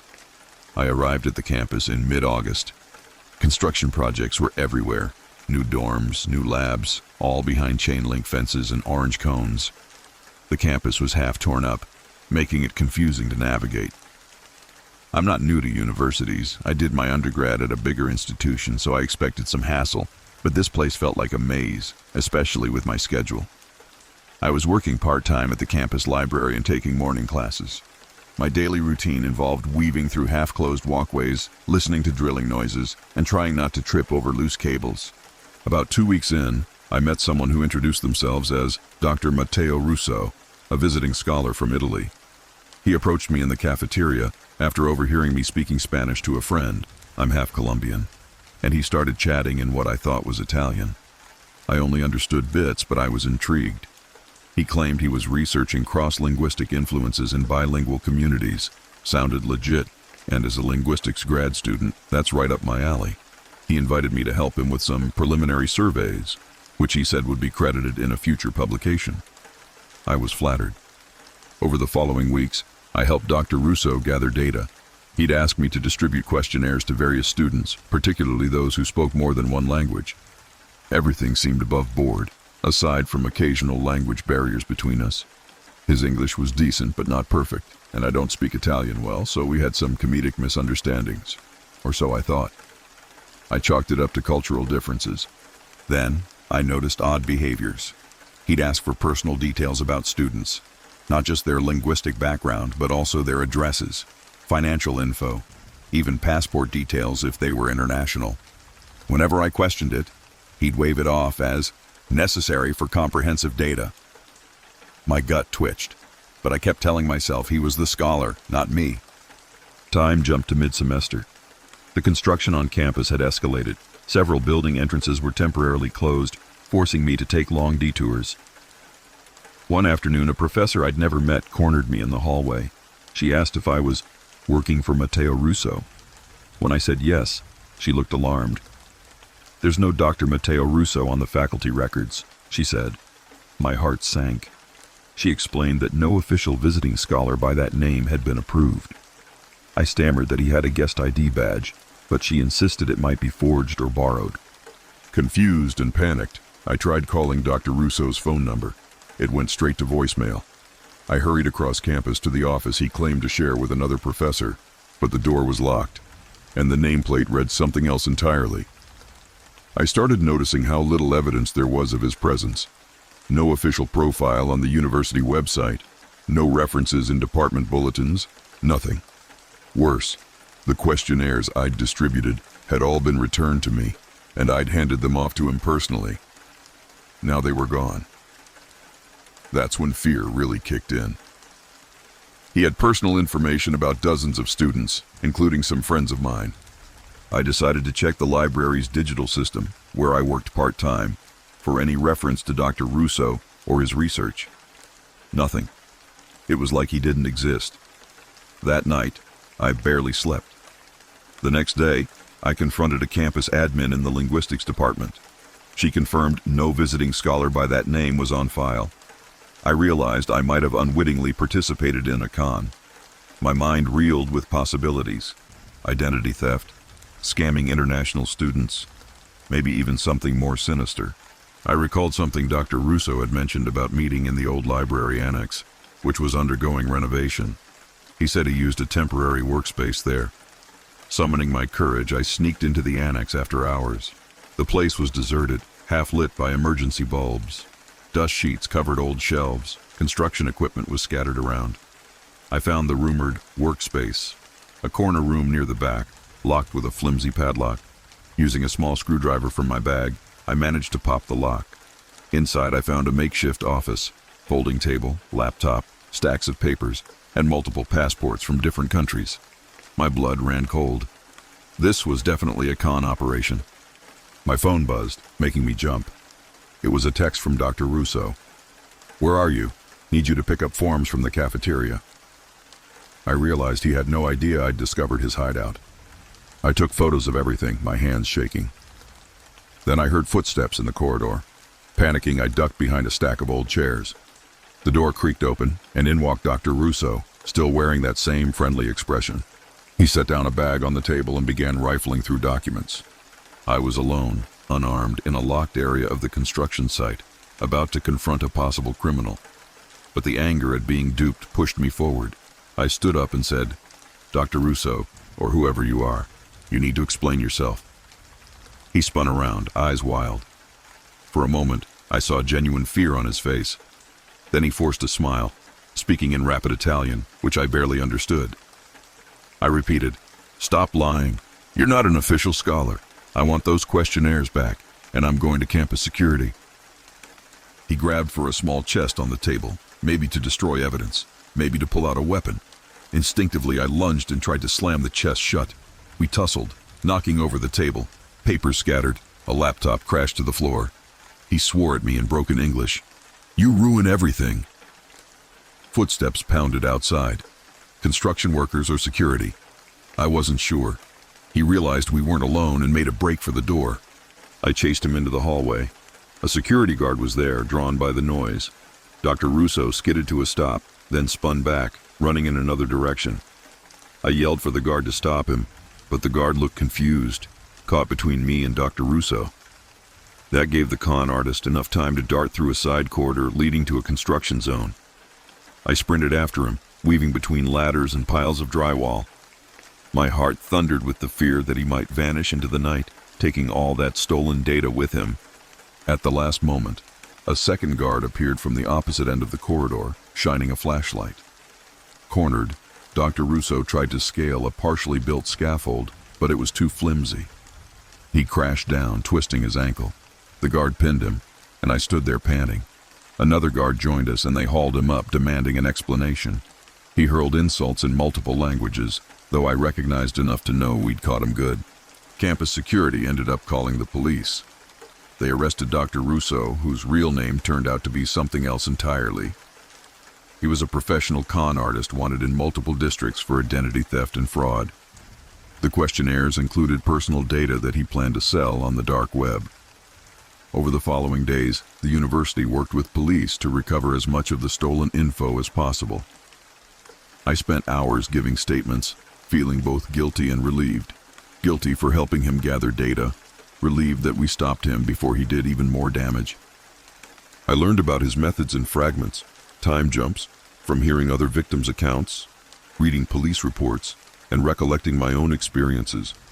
He targeted universities with ongoing construction because it was easy to create fake offices and slip around unnoticed. He used half-truths about academic research to gain trust, preying on students' desire to collaborate. And the language barrier only made it easier for him to deflect deeper questions. The resolution, if you can call it that, was my final statement at the police station. I handed over the photos I took in his makeshift office and the items we salvaged. The authorities assured me he'd be charged. The university quietly announced new security policies regarding visiting scholars. They also gave me a letter of commendation for exposing him, which felt surreal. I was just trying to do research, and I stumbled into a con.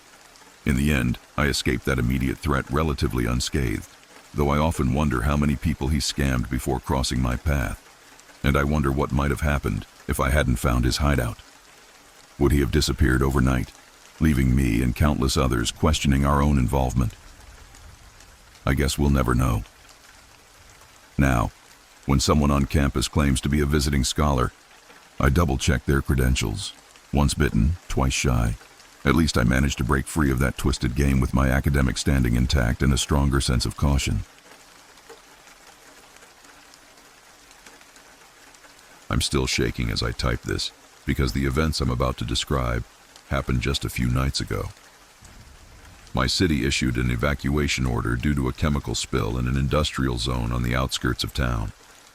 The order was mostly for residents near the spill, but the panic spread fast, prompting a partial citywide evacuation. My apartment is a few miles from the zone, but I decided not to risk it. I grabbed some essentials and joined the crowds heading out of town. That's how I ended up in a large parking area near some factory complexes, trying to hitch a ride or catch a bus out of the contamination zone. The scene looked like something from an apocalyptic movie. A throng of panicked people, lines of cars honking to get onto the main highway, all under the lurid glow of emergency floodlights. Alarms blared periodically. Gas-masked officials gestured traffic forward. Over loudspeakers, city authorities urged calm. I wandered among the crowd, clutching a small duffel with my laptop, phone charger, and a few clothes. My family lives too far away for me to get there easily, so I was hoping a friend or neighbor might spot me. No such luck. At one point, I realized someone was watching me, a man in a hooded jacket. He stood about 50 feet away, not moving, just staring in my direction while the crowd surged around us. I tried to ignore him, but my skin prickled. I turned away only to glance back seconds later, and he was gone. I chalked it up to paranoia. Evacuations are stressful. I eventually boarded a large city bus that was taking people to a designated shelter. We were packed in like sardines, families, seniors, random solo travelers like me. The bus rumbled through a road flanked by tall factories, all overshadowed by plumes of smoke from the chemical spill. A sense of dread hung heavy in the air. Then, about 10 minutes into the ride, the bus driver announced we had to stop because of a roadway blockage up ahead. We groaned. It was pitch black outside, aside from the flicker of emergency lights from the factories. The driver said we'd have to wait or try an alternate route. Everyone grumbled, but we had no choice. That's when we discovered we weren't alone. Another vehicle pulled up behind us, a battered van.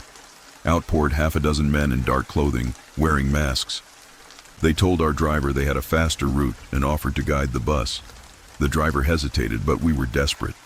So we followed the van down a side road that snaked deeper into the industrial area, supposedly to bypass the main jam. The buildings loomed large and silent, except for the faint hiss of steam from vents. I noticed the van's rear door was slightly open, and inside I caught a glimpse of the same hooded man from earlier, the one who'd been staring at me in the crowd. My pulse quickened. Something was off. I thought about alerting the driver, but what could I say? Then the bus took a sharp turn, nearly pitching us from our seats. The side road ended in a dead-end lot surrounded by chain-link fences. The van in front stopped abruptly. Whispers rippled through the bus. One passenger yelled at the driver, "Why are we stopping here?" Another demanded we turn around, but the driver insisted the men in the van were trying to help. Then the van's side door slid open, and out stepped the hooded man, along with two others. They waved for the bus driver to open the doors. The driver cracked them open. The hooded man climbed aboard, scanning the passengers. His gaze locked onto me. My stomach turned cold. He announced, in a calm but firm voice, that we all had to surrender our valuables. If we cooperated, they'd lead us to a safe zone. People gasped. Some cried out. It was a robbery, or worse. One of the masked men behind him brandished a weapon, though in the dim light, I couldn't see exactly what it was. The hooded man repeated, "Pass your bags forward, no one gets hurt." That's when the stolen possessions part became very real. People started rifling through purses, backpacks, wallets. I clutched my duffel, heart hammering. It had my ID, laptop, my entire life. I thought about resisting, but fear paralyzed me. Then a woman near the front tried to hide her phone, and the masked man lunged, yanking it from her. Another passenger stood up, fists clenched, but the hooded man leveled his gaze. "Don't be a hero," he said softly. The passenger sat down, shaking. I felt a surge of anger. We were in the middle of an evacuation, vulnerable, and these people were exploiting the crisis. The hooded man advanced down the aisle, collecting items in a large bag. When he reached me, he paused. "Give it up," he said. I handed over my duffel, hands trembling. He lingered for a moment, eyes narrowing, as though he recognized me. "Saw you earlier," he muttered. Then he moved on. The men took everything, phones, wallets, car keys if you had them. When they finished, the hooded man instructed the driver to reverse out of the lot. "Drive down the road until you see a break in the fence, then keep going. That'll take you near the main highway," he said. "We'll follow behind you in the van. Don't try anything stupid." With that, he and the others jumped off the bus, returning to their vehicle. The bus driver, rattled, shut the doors, and we started backing out. But then, a stroke of luck. Another official evac convoy appeared behind us, flashing lights and honking horns. A police escort from the look of it, guiding more buses. The hooded man's van hesitated, then spun around, screeching its tires as it fled. The police convoy noticed the suspicious van. 2 squad cars peeled off in pursuit. Our entire bus erupted in cheers, an external form of rescue we hadn't even expected. But that also meant the thieves sped away with our possessions. Police questioned us at the next checkpoint, took statements. Some of them raced off after the van. Eventually, they recovered some stolen items from a ditch, but my duffel was gone. I found out a couple of men in masks had been apprehended, but the hooded man was still on the run. The cops speculated he might have been an obsessed fanatic who thrives on chaos, targeting evac zones for easy pickings. And I spent the rest of the night at a large makeshift shelter, filling out forms for lost IDs, trying to get a replacement phone. The next morning, we heard that the chemical spill had been partially contained. People started trickling back into the city. I was left with the eerie memory of the hooded man's gaze, like he'd singled me out from the start. Why? I'll never know. Maybe I just happened to lock eyes with him in the crowd, or maybe he saw me as an easy mark. Either way, it ended in a direct confrontation that I still replay in my nightmares. The police eventually got some leads, but as far as I know, the hooded man disappeared into the chaos. My stolen possessions, gone. I had to rebuild everything from scratch, from bank cards to personal photos. Traumatizing as it was, I can't help feeling somewhat lucky. That group was obviously armed and desperate, and it could have been far worse. I'll never forget how a crisis like an evacuation can bring out both the best and worst in people. Volunteers risking their lives to help, and predators waiting to strike. I'm slowly picking up the pieces, dealing with insurance claims, trying to block access to my stolen phone. But at night, I still see those eyes, the slow scan he gave the bus, and the quiet way he said, "Saw you earlier." It's like he'd singled me out for some reason, or maybe just to scare me. Either way, I'm learning to be more cautious, especially in large crowds under stressful conditions. I've also realized that sometimes you can't prevent a tragedy from unfolding. You can only survive it. I'm thankful the police arrived when they did, or who knows what that fanatic might have done if we'd been fully at his mercy. Surviving is its own kind of victory, even if it means losing everything you own.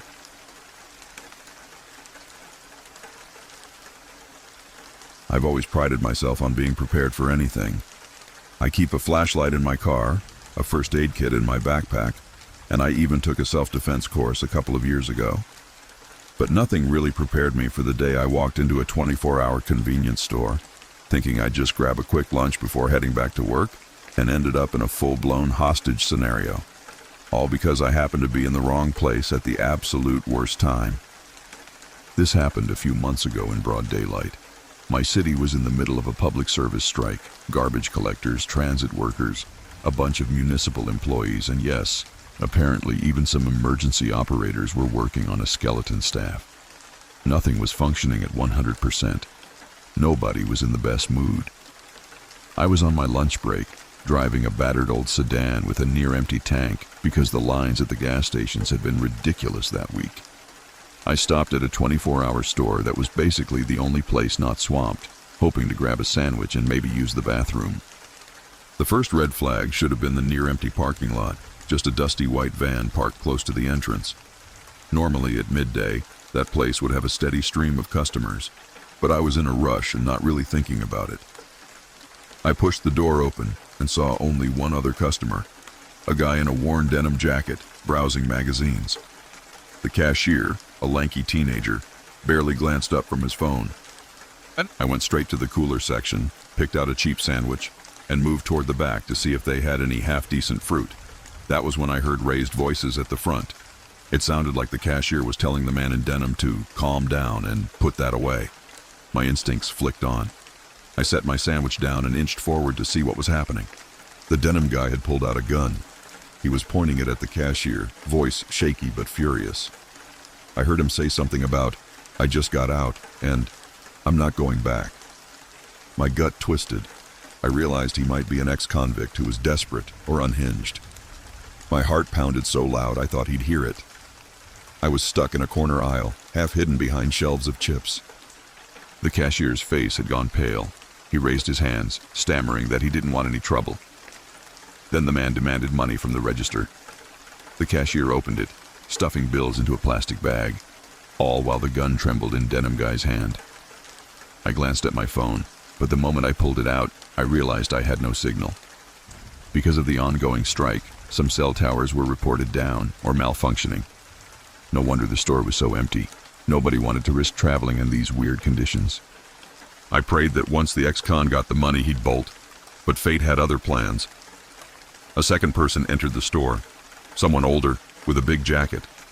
The ex-con whipped around, gun leveled, yelling for the newcomer to get on the floor. The older person panicked and tried to run. The gunman fired a shot into the air. The sound shook me to my core. Then he pointed the gun right at that person's chest, screaming at them not to move. They froze and ended up on their knees, hands behind their head. That shot also let me know this was real, no bluff. My hands were shaking, but adrenaline told me to do something. My self-defense instructor's voice played in my head.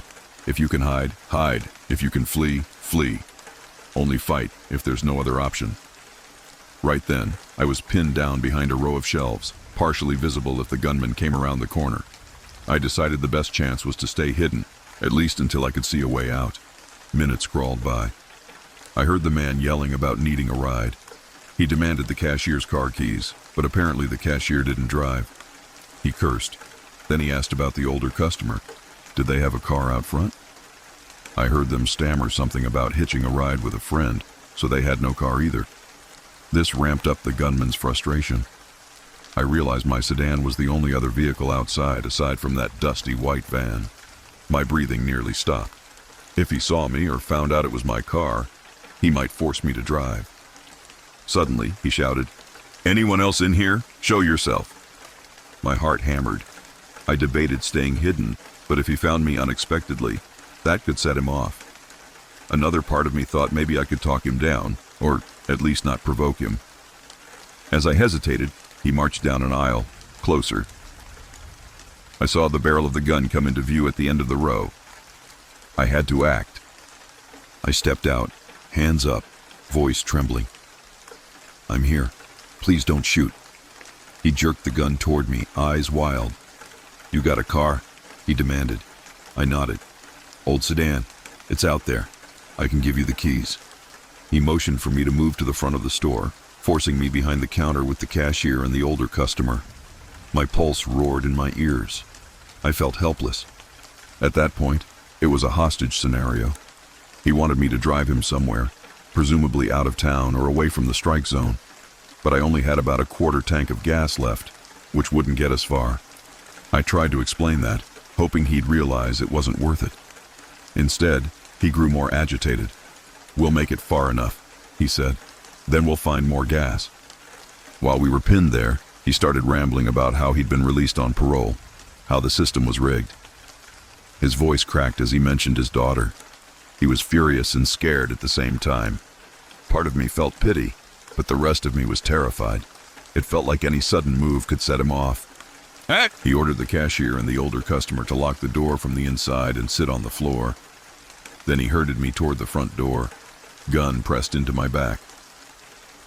Just as I reached for the door, something unexpected happened. A police cruiser pulled into the lot. But it wasn't responding to a 911 call. Maybe the cops were just checking local businesses during the strike, or they needed supplies. Either way, the gunman spotted them and panicked. He yanked me backward, shouting that I should go out there and lie, say everything was fine, and get rid of the cops. My stomach knotted. If I did that, the cops might sense something was off, and a shootout could start. If I didn't, he'd threaten my life right there. I swallowed hard and stepped outside, squinting under the midday sun. The officer who exited the cruiser asked if the store was open. My mind scrambled for a quick excuse. I mumbled something about the place shutting down early due to the strike, that they were short-staffed. The officer gave me a suspicious look, especially when I stammered. Then he noticed my trembling hands. His gaze shifted to the door behind me. I saw him move a hand toward his radio, and that's when everything went sideways. The ex-con burst out, grabbing me as a human shield, pressing the gun to my temple. The officer shouted for him to drop it. The tension was suffocating. I could barely breathe. A second police car pulled in, sirens wailing. For a split second, the ex-con loosened his grip, maybe distracted by the approaching backup. That moment was all I needed. I'd learned a disarming maneuver in my self-defense class. Never thought I'd use it in real life, but adrenaline took over. I twisted, pinned his gun arm upward, and rammed my elbow into his gut. The gun fired, a wild shot that echoed across the lot. Then the officer lunged, tackling him. In seconds, the man was pinned to the ground, gun kicked away. I staggered back, shaking violently, ears ringing from the shot. The older customer and the cashier rushed out, shouting in relief. Within minutes, the police had the ex-con in cuffs, reading him his rights. Medics checked us all. No major injuries, thank God. My sedan was still there, unscathed. The tension slowly drained from my body, replaced by a surreal numbness. In the aftermath, I gave a statement to the cops. So did the cashier and the older customer. It turned out the ex-con had robbed 2 other stores that week, desperate for cash to skip town. The strikes had apparently messed with parole check-ins, and he'd spiraled. Doesn't excuse what he did, but it added a tragic layer to the whole ordeal. I went home that night feeling guilty, almost sick, that I'd had to take such a direct action. But the officers told me I saved myself, and maybe others, by using that elbow strike. My self-defense instructor would be proud, I guess. Still, I was jumpy for weeks. flinching at loud noises, avoiding convenience stores. Even now, I get shaky remembering how the gun pressed into my head. If there's a lesson in all this, it's that sometimes preparation isn't just about having supplies or a plan. It's about mentally rehearsing how you'd handle the unthinkable. And even then, it's terrifying when it actually happens. I'm just grateful I got out alive. Whenever I feel that scar of fear creeping in, I remind myself, I survived an armed hostage situation in the middle of a city strike. If I can handle that, maybe I can handle just about anything.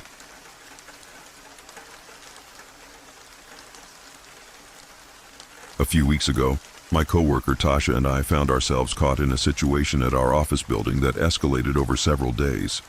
We still don't know exactly who was responsible, only that someone was watching us, messing with us, and ultimately left us with no closure. I work in a mid-level finance company. Picture rows of cubicles, fluorescent lights, and an office building that's mostly glass and metal. It's in the outskirts of downtown, not exactly deserted, but not bustling at night. Tasha and I often stay late, especially at the end of each quarter when we finalize reports. One Thursday evening, around closing time, 6 or 7 p.m., we were the only ones left on our floor, tying up some last-minute spreadsheets. I remember Tasha looking up from her screen and saying, "Hey, do you hear that clicking noise?" I paused, listened. Sure enough, there was this faint tapping or clicking, like nails on metal, coming from somewhere near the corner of the floor. We checked the break room, the supply closet. Nothing. We shrugged it off as a weird building quirk.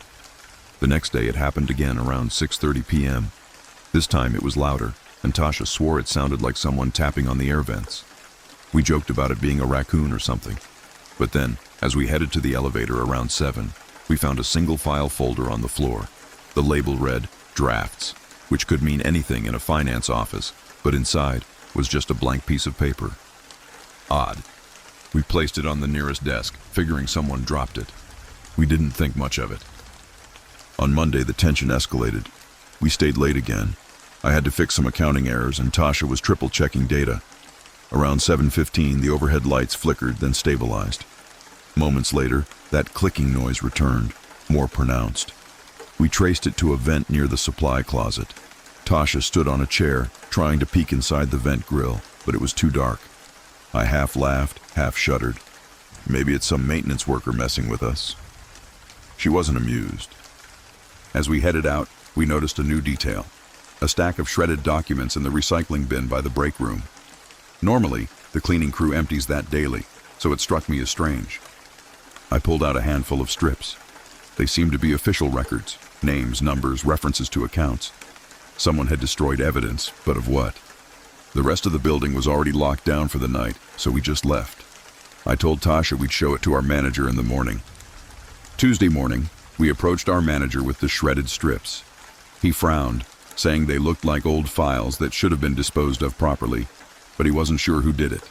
He promised to investigate. Meanwhile, Tasha and I double-checked the office's security cameras. Oddly, the footage from after 5 p.m. on Monday was missing. It hadn't recorded or got corrupted. The security guy shrugged, blaming a glitch. Now we were spooked. Weird noises, shredded docs, missing camera footage. Something was definitely off. Wednesday evening, we tried leaving by 5, but got stuck in a meeting with our manager until almost 6. At that point, the floor was mostly empty again. As we made our way out, we noticed the supply closet door was ajar. Inside, the overhead light flickered. Tasha's curiosity got the best of her, so we peeked in.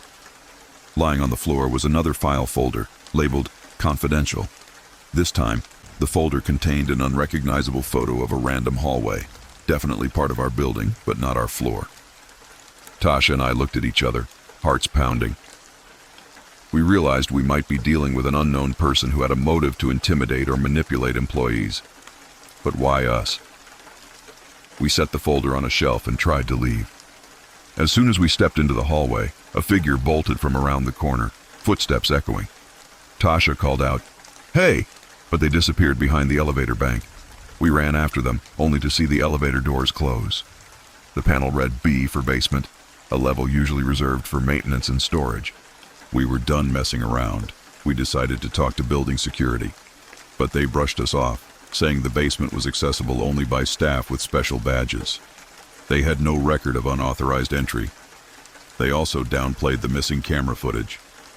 "Glitches happen," one guard said. Frustrated, we left, feeling like no one believed us. Thursday morning, Tasha found an envelope on her desk with no return address. Inside was a typed note: "Stop digging." Her face went white as she showed it to me.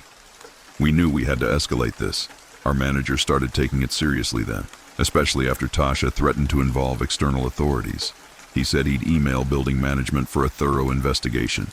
By Thursday afternoon, we got a building-wide notice that they were reviewing security logs. Finally, some response.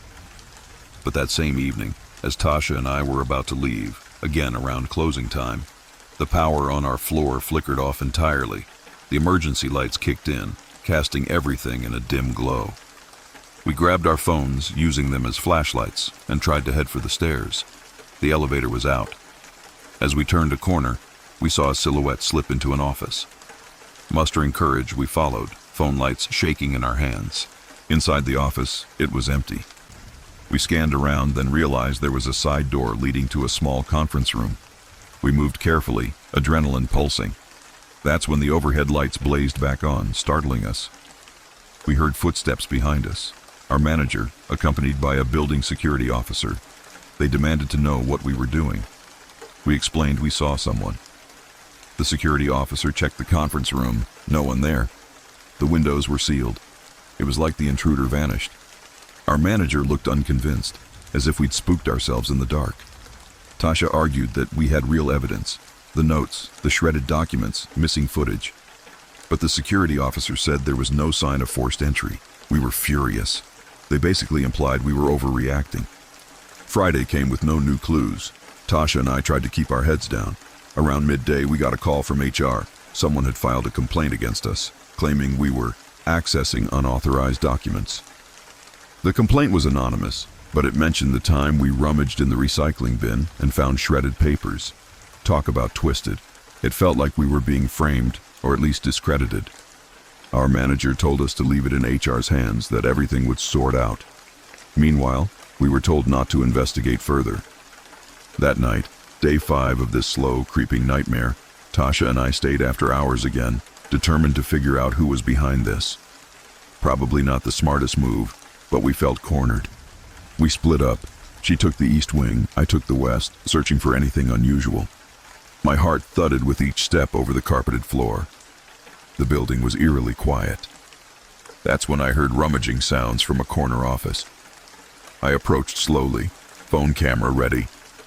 Through the glass panel, I saw a figure in dark clothes, rifling through file cabinets. My stomach flipped. I crept closer, trying to get a shot or at least identify them. Then the figure jerked upright, as if sensing me. I ducked out of sight. My heart hammered. I could hear Tasha's footsteps in the hallway behind me. The figure must have heard her too, because they bolted for the door. They charged out, practically knocking me down. I caught a glimpse of a face. Male, maybe in his 30s. Definitely not someone I recognized from the office. He sprinted toward the emergency stairs, Tasha yelling after him. We gave chase. He burst through the stairwell door, bounding down. We called for security on my phone, but guess what? The building's internal lines were down. Maybe sabotage, maybe a technical glitch. We raced after him, down flight after flight, until we reached the lobby. The front security desk was unattended, no surprise given the time. The intruder dashed out the main doors into the parking lot. By the time we got outside, he was gone. We quickly realized we had no car there. Tasha usually biked, and I carpooled with a friend who left earlier. We tried to read the license plates of the cars pulling away, but everything was a blur. We did manage to see a dark sedan peel out of the lot. No plates on the back. That had to be him. We just stood there, panting, furious, clueless. Moments later, the building security guard showed up, claiming he heard a commotion. We told him the intruder just fled.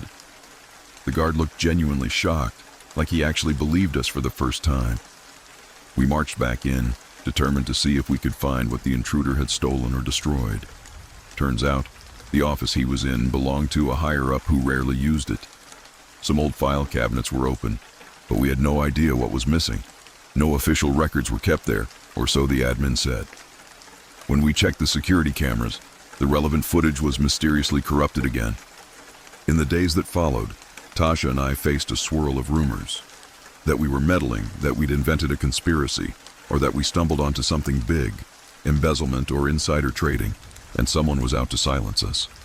All we know for sure is that we were watched, threatened, and that key evidence was destroyed. Our manager asked us to sign non-disclosure agreements regarding sensitive internal matters. We refused at first, but legal pressure mounted. Tasha caved. I ended up caving too. We never got a clear answer as to who was behind it all. We left that job soon after. Tasha found a position in a different company. I followed suit, also partly because I couldn't handle the stress of looking over my shoulder every time I worked late. To this day, no one has come forward. The official line is that we misinterpreted a series of coincidences. Sure, but I still have nightmares about that figure rummaging through files in the dark, about the tapping in the vents. Sometimes I wonder if it was someone trying to cover up financial crimes or gather blackmail material, or if they were just messing with us for some twisted reason. The scariest part?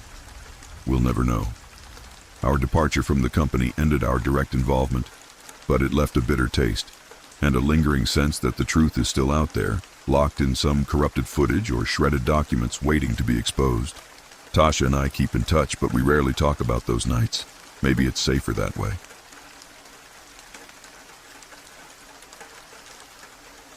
My grandfather built a small local library decades ago in the town where my mom grew up. It wasn't anything fancy, just a 2-story brick building with a reading room, some shelves donated by local families, and a rickety old staircase leading to a tiny second-floor gallery. He donated it to the county, but our family name was on a plaque near the entrance. I always felt some pride in that. Then my uncle had a massive falling out with the family about property rights, especially around that library's land. He believed our grandfather left hidden documents in the library's archives that would grant him a bigger share of an inheritance. It tore our extended family apart. Years passed. Tensions simmered. I mostly stayed out of it. Fast forward to last autumn. I took a weekend trip to visit my mom and decided to stop by the old library, see if it still had that musty charm I remembered. It was mid-storm. Thunder rattled the windows, rain pouring down in sheets. Perfect weather for curling up with a book, I thought. But as soon as I stepped inside, I saw my uncle in the far corner, rifling through the local history archives. My stomach sank. We hadn't spoken in years. He barely acknowledged me, just muttered something about finally finding the truth. I had no idea what he meant this time, and I didn't want to get involved. The librarian, an older woman named Mrs. Dawkins, gave me a sympathetic look. She knew about the family feud. I tried to ignore my uncle, browsing some shelves. That's when a younger man approached me, someone I'd never met. He introduced himself as Vaughn and claimed he was helping my uncle with some research. Right away, my guard went up. Why would my uncle need outside help? Not long after, I got a text from my cousin Harriet. Beware of Vaughn, Uncle's new sidekick. Mom says he's trouble. My cousin lived in another state, but apparently she still kept tabs on the family gossip. I asked Harriet what she meant.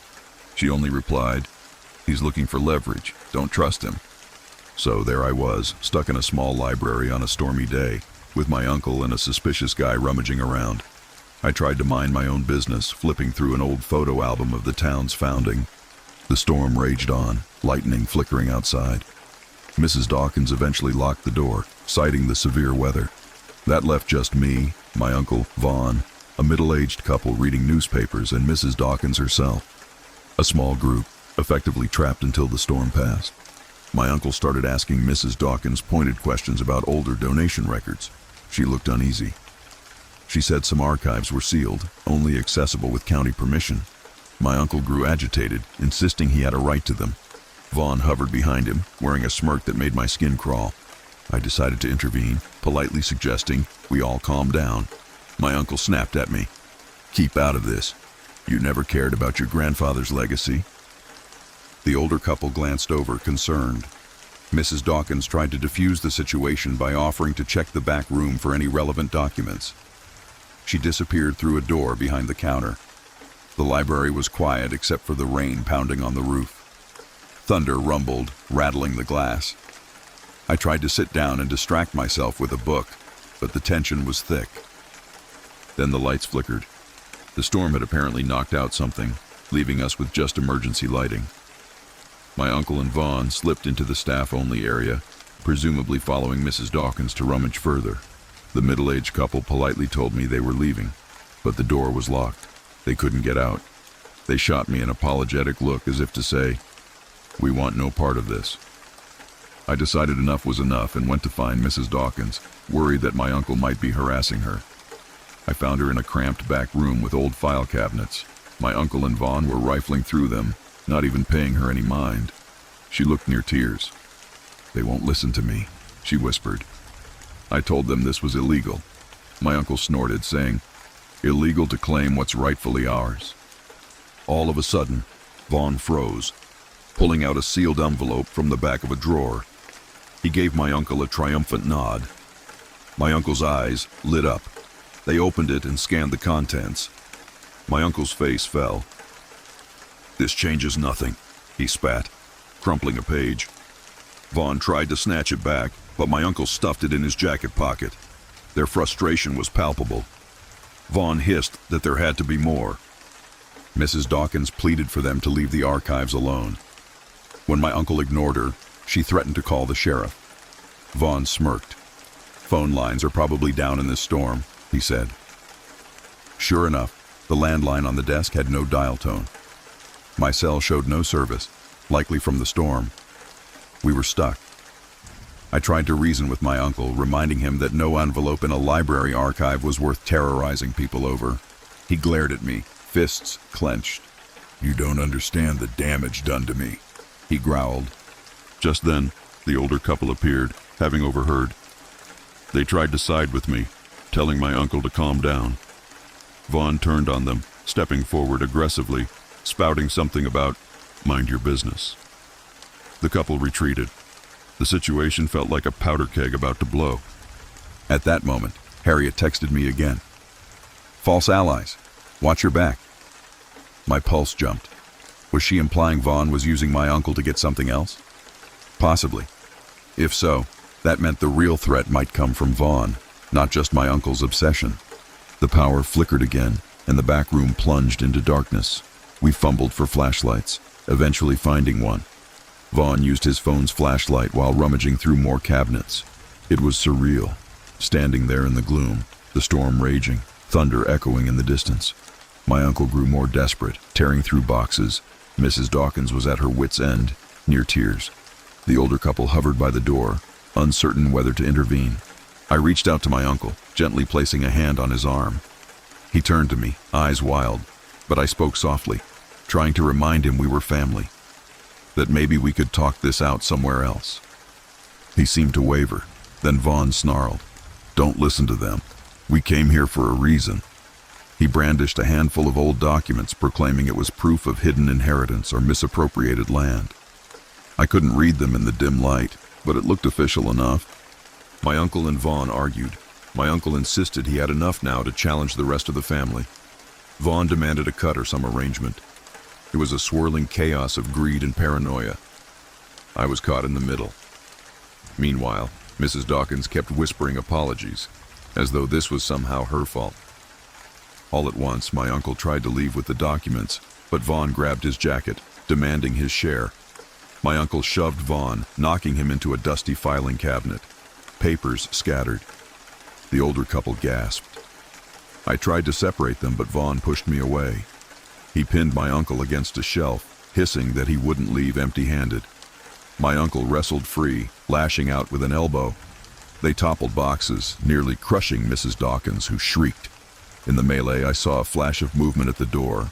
One of the older patrons tried to step in, but Vaughn swung a stray metal ruler, cutting them off. Lightning flashed outside, illuminating the chaos. Then Harriet texted again, some nonsense about a family trust not going to stand up in court. I realized she must have known more than I did about these documents. Maybe the envelope was worthless. Maybe Vaughn was setting my uncle up. Confusion reigned. In the midst of that scuffle, the entire library lost power. Absolute darkness. We heard a crash, a yell, then footsteps scrambling. I fumbled for the flashlight. By the time I got it on, my uncle was on the floor, holding his shoulder. Vaughn was gone, and the door to the corridor was wide open.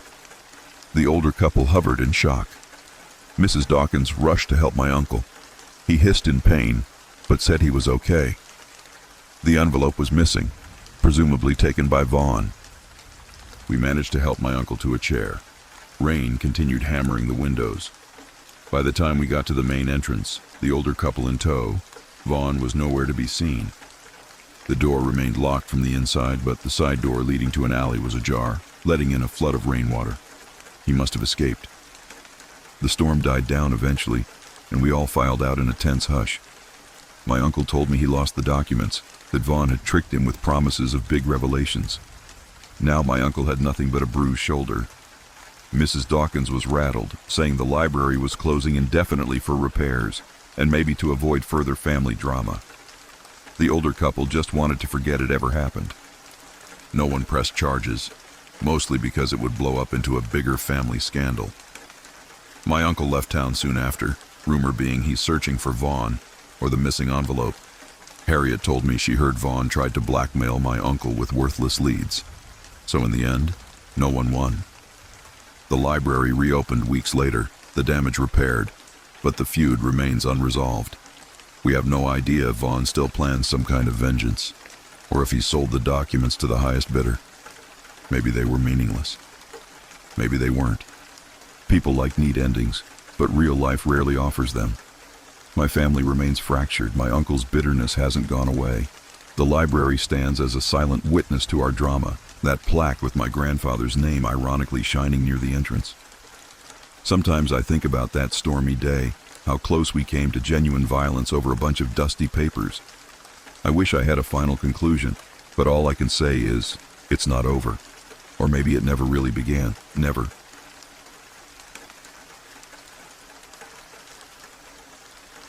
I've endured my share of social nightmares, but never thought a smear campaign could unfold in a public setting so brazenly. A few months ago, I agreed to volunteer at a local museum for a holiday celebration.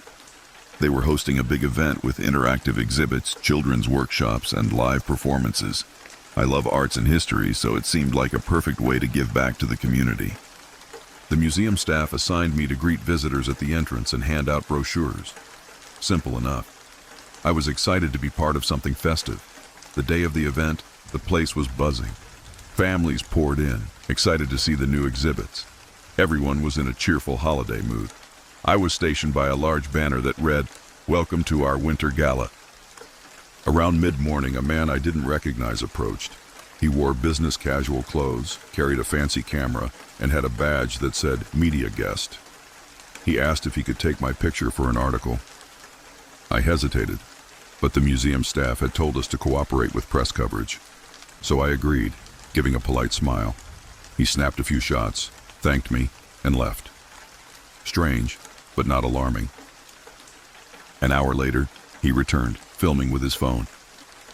He asked me a series of questions about the museum. Then he started asking personal questions, like where I lived, my job, if I had a family. I deflected politely, feeling uneasy. His line of questioning was intrusive. He ended by saying, "So you're confirming you have no regrets about your recent behavior?" That question threw me off completely. Recent behavior? I had no clue what he meant. I stammered, "I'm not sure what you're referring to." And he just gave a cryptic smile before walking away. When I asked a coworker about him, she said the museum had invited local reporters, but she'd never seen that guy before. My nerves rattled. About an hour after that, he showed up again, this time accompanied by a second person holding a small microphone. They confronted me near a group of visitors, camera rolling, claiming they had evidence I'd been harassing employees. That stunned me. I said, "What are you talking about? I'm just a volunteer." They insisted I'd been sending threatening emails to the museum staff, that I had a history of intimidation, and that they were exposing me. It was mortifying. A crowd started gathering, listening to them accuse me. I protested, saying it was a mistake. I'd never emailed threats to anyone, but the man produced some printed screenshots, emails that looked like they came from my personal address, all full of hateful language, vile stuff. My mind reeled. They were obviously fabricated, But how was I supposed to prove that on the spot? The museum staff rushed over, alarmed. Visitors stared. I tried to explain it was a setup. The man kept filming, harping on how they were live streaming the confrontation. My cheeks burned with humiliation. The staff looked uncertain, caught between my denial and the so-called evidence. A security guard stepped in, asking them to stop filming. The man claimed it was public interest and threatened to post the emails online if I didn't confess. Confess to what? I was shaking. People whispered, wondering if I was some kind of lunatic volunteer. The staff escorted the camera crew away, but by then, the damage was done. Others in the crowd shot me disapproving looks. I heard one mother tell her kid, "Let's go somewhere else." My gut twisted. I felt tears pricking my eyes. It was the worst public shame I've ever experienced. The museum director took me aside. She looked sympathetic but also worried. She asked if there was any chance those emails were real. I assured her they weren't. I offered to show her my sent messages, but my phone's email app was glitching. The museum Wi-Fi was spotty due to the crowd, so I couldn't load anything.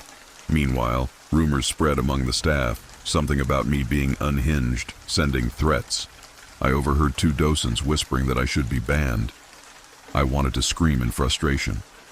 A security guard came by, saying the camera crew had left, but not before handing out flyers that supposedly had snippets of the threatening emails. I took one. The writing style wasn't even mine. It was full of grammar errors and references to specific staff members I didn't even know. But seeing it in print, with my name and email address on top, made me feel sick. For the next hour, I wandered the museum halls, trying to compose myself. I hoped to find the man or his associate, but they were gone. Eventually, I reached a small corridor leading to a staff lounge. I overheard 2 staffers discussing how the museum's official email had received a tip. "Beware of your volunteer. She's harassing employees." They sounded scared. One staffer said, "If it's true, we need to file a complaint." My blood ran cold. The only thing I could do was barge in and plead my case, but that would look even more aggressive. Desperate, I called my best friend Jenna, who's a tech whiz. She said it sounded like a classic blackmailer or smear tactic, maybe someone forging email headers. She told me to gather every piece of evidence I could, so I approached the director again, this time calmly explaining I was the victim of an organized campaign. I offered to send her the full logs from my email once I got home. She hesitated, then said she believed me personally, but needed official confirmation. She advised me to step away from volunteering for the rest of the day until we sort this out. I left the museum, devastated. My volunteer shift ended in shame. On the way home, I passed by an old newsstand and saw a small crowd looking at a phone screen. I caught a snippet of the conversation. "Hey, that's the same woman we saw at the museum." My heart sank. The camera crew must have posted something. Sure enough, by the time I got home, a short video of them confronting me was circulating on social media. They claimed they were citizen journalists exposing wrongdoing. The comments were brutal, calling me vile names, saying I was a psycho volunteer who threatened staff. I spent the whole night gathering evidence, screenshots of my real emails, statements from friends, and I reached out to the museum director, giving her everything. The next morning, she told me the museum was investigating the possibility of forgery. They found no record of any threatening emails on their server, meaning the screenshots those reporters showed were likely doctored. She apologized profusely, but the damage was done in the public eye. A week later, I got a strange email from an anonymous address. "Looking to clear your name, pay up." So it was indeed blackmail, or at least extortion. They wanted money to remove the video from social media and release a retraction. I refused. I forwarded it to a lawyer friend who said it could be grounds for legal action, though tracking them down might be near impossible. The museum also tried to do damage control, posting a statement that the volunteer, me, had no known record of misconduct. But that short, weird camera clip had already spread among local busybodies. Some believed the museum's statement, others doubted it. In the end, I kept my integrity, but my reputation took a hit. People who only saw the viral clip might still believe I'm dangerous or a bully. The museum offered me a chance to come back, but I declined. The day after the statement, the blackmailer posted some rambling about how the museum caved to pressure. Then, nothing. They vanished. I have no idea who hired them or why they targeted me. Maybe it was random, or maybe I pissed someone off without realizing it. All I know is I witnessed firsthand how easy it is for a public smear to arise from thin air. A camera, a forged document, and a gullible crowd can destroy someone's good name in minutes. I'm still dealing with the fallout. Some acquaintances look at me sideways, uncertain what to believe. My close friends know the truth, but that doesn't erase the feeling of being publicly humiliated. The only solace I have is that the museum staff, at least the ones who matter, realized I was framed. As for the blackmailer, they remain in the wind.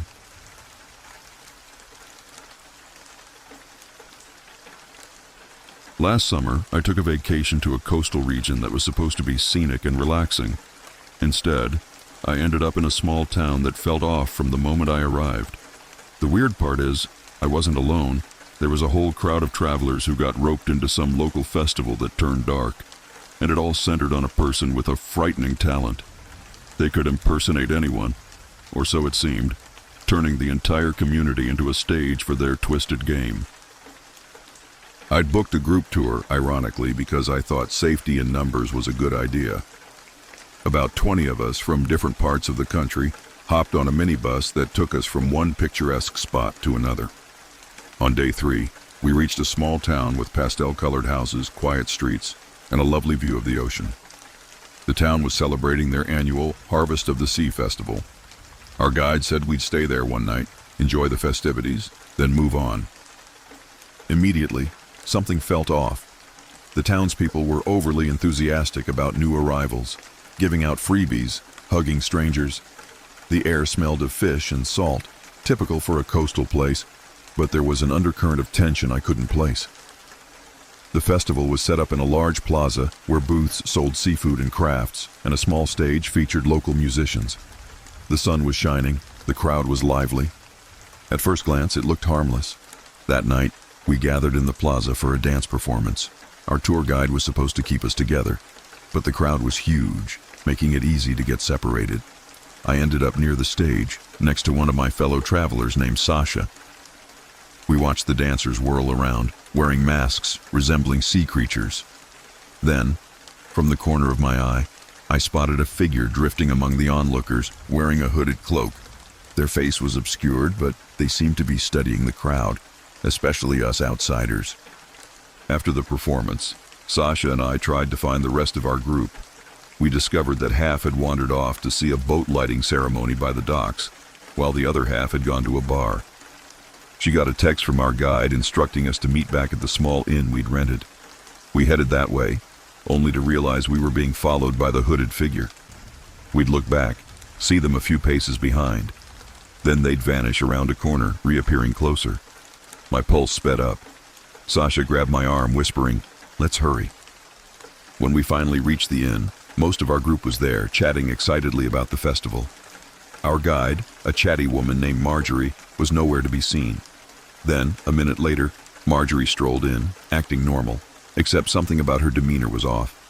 She seemed disconnected, as if reading from a script. She told us to gather our belongings because the festival would continue all night, and we might want to switch lodging. This was bizarre, considering we'd already paid for the inn. A few of us questioned her, but she just repeated, "Trust me, it's better if we stay near the docks." Sasha and I exchanged a glance. The whole group was confused. Some wanted to follow her instructions. Others insisted on staying put. Tensions rose. Suddenly, someone else spotted Marjorie outside. Another Marjorie, wearing the same clothes but frantically waving at us from across the street, telling us not to go anywhere. We all froze, hearts hammering. Two identical people claiming to be our guide, each urging a different course of action. We rushed outside to confront the second Marjorie. She looked terrified, saying she'd been cornered by a local who tried to impersonate her, that we mustn't believe the fake. Meanwhile, the first Marjorie stormed out after us, face twisting with anger. My mind spun. One of them had to be the skilled impersonator, but which one? A crowd formed. local townspeople and some festival goers, all watching in eerie silence. A couple from our tour demanded both Marjories produce ID. The first Marjorie sneered, claiming her purse was stolen. The second Marjorie fumbled in her bag, pulling out her driver's license. But the crowd had grown thick, and the hooded figure appeared again, stepping into the ring of onlookers. I couldn't see their face, but I felt their gaze, like they were orchestrating a show. Suddenly, the lights in the plaza flickered, and a hush fell. Then music started up, a haunting melody. The locals began chanting some phrase in unison, something about harvest blessing. We travelers stood in the middle, thoroughly creeped out. The two Marjories argued, each accusing the other of being an imposter. The hooded figure stepped forward, lifting a hand as if to command silence. The chant grew louder. Then, in a swirl of motion, the figure flung back their hood, revealing Marjorie's face. A third one. We screamed. The crowd roared in eerie delight, like they'd seen a spectacular trick. The hooded figure, now bearing Marjorie's likeness, laughed, a hollow sound that made my skin crawl. The real Marjorie, the second one, shrieked, "That's them! That's the monster who cornered me!" But a wave of townspeople blocked her path. A man in the crowd called out, "Embrace the new face! The festival demands it!" Chaos erupted. Sasha grabbed my hand, urging me to run. Others from our group scattered, uncertain whom to follow. The townspeople seemed entranced, dancing or chanting. The two Marjories, the first one and the newly revealed one, converged on the second Marjorie, who was presumably the real guide. She shrieked, pushing them away. We tried to intervene, but were shoved aside by a swarm of revelers.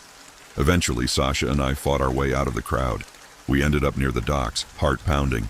A few more from our group stumbled over, equally terrified. One said they saw the impersonator morph into someone else's face, a phenomenon they couldn't explain.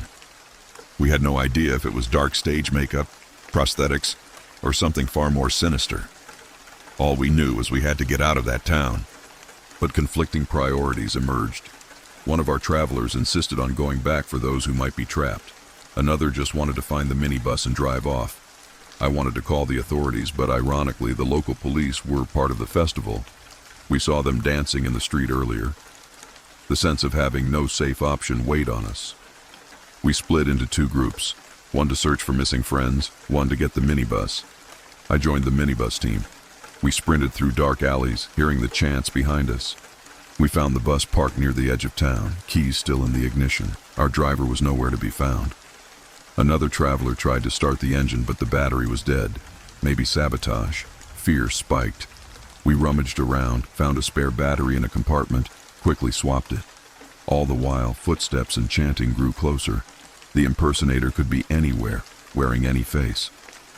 As we finally got the engine to roar to life, the other group burst from the shadows, carrying a staggering Marjorie. From the look in her eyes, we knew this was the real guide. Her fear was genuine.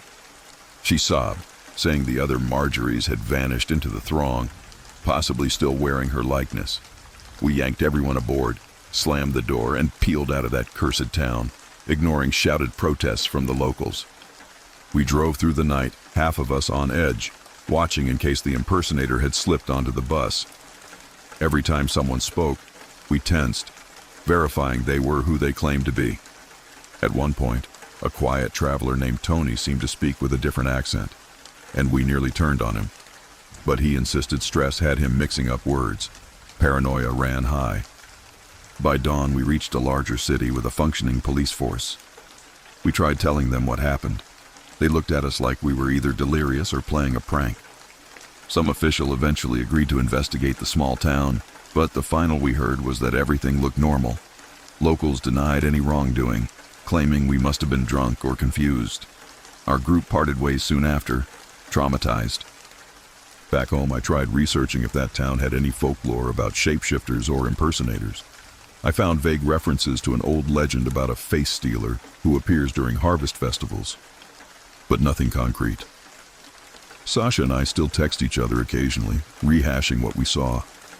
We both remain convinced that person or entity could mimic appearances with uncanny accuracy, sowing chaos among unsuspecting crowds. The incident left me wary of small towns hosting big festivals, suspicious of overly cheerful welcomes. I also realize how quickly a group can fracture when confronted with something incomprehensible. My final memory is that haunting laughter from the hooded figure, swirling among so many identical faces. It taught me that danger can hide in plain sight, especially in a place that lulls you into a false sense of community. We got out, but I suspect the festival continues each year, reeling in new victims, new faces to wear. And the scariest part is, no one will believe us unless they see it themselves. I guess I'm finally ready to share what happened to me this past spring. It's strange because I'm normally the type who loves a good road trip, a bit of random adventure. But ever since this incident, I flinch whenever I see people running along a road or gather in big crowds. It's the association. I can't stop replaying it all in my mind. Even if I wanted to, I couldn't forget. So here goes, one more story, written in hopes that it might help me move on. I'm a part-time sports journalist for a local news site, which is not nearly as glamorous as it sounds. I mostly cover local events, such as footy matches between school teams or neighborhood bake-offs that draw a random crowd. Last April, my editor asked me to cover our city's annual half marathon. It's not exactly the London Marathon, but it attracts a decent number of serious runners plus a whole crowd of amateurs. My editor's pitch was something like, let's do a personal angle, chat with participants, get some feel-good quotes. The race was set to start early on a Saturday morning. I woke up before dawn, loaded my battered car with a camera, notebook, and an old laptop. I was told to catch the runners at various points along the route, snapping pictures and maybe writing a quick piece to post on our website. Because of the route's design, the half marathon was partly on city streets and partly on a quieter highway stretch that had been closed off for the event. I arrived at the starting area around 6 a.m. The sky was still gray, but the city center buzzed with that pre-race energy. People doing warm-ups, tying shoelaces, checking watches. I felt a pang of envy. I used to run a bit at uni, but injuries and long work hours made me quit. I milled around talking to participants. A mother who'd trained for months to beat her personal best. A teenage boy raising charity money. A group of older men who joked about being past their prime. Everyone was in high spirits.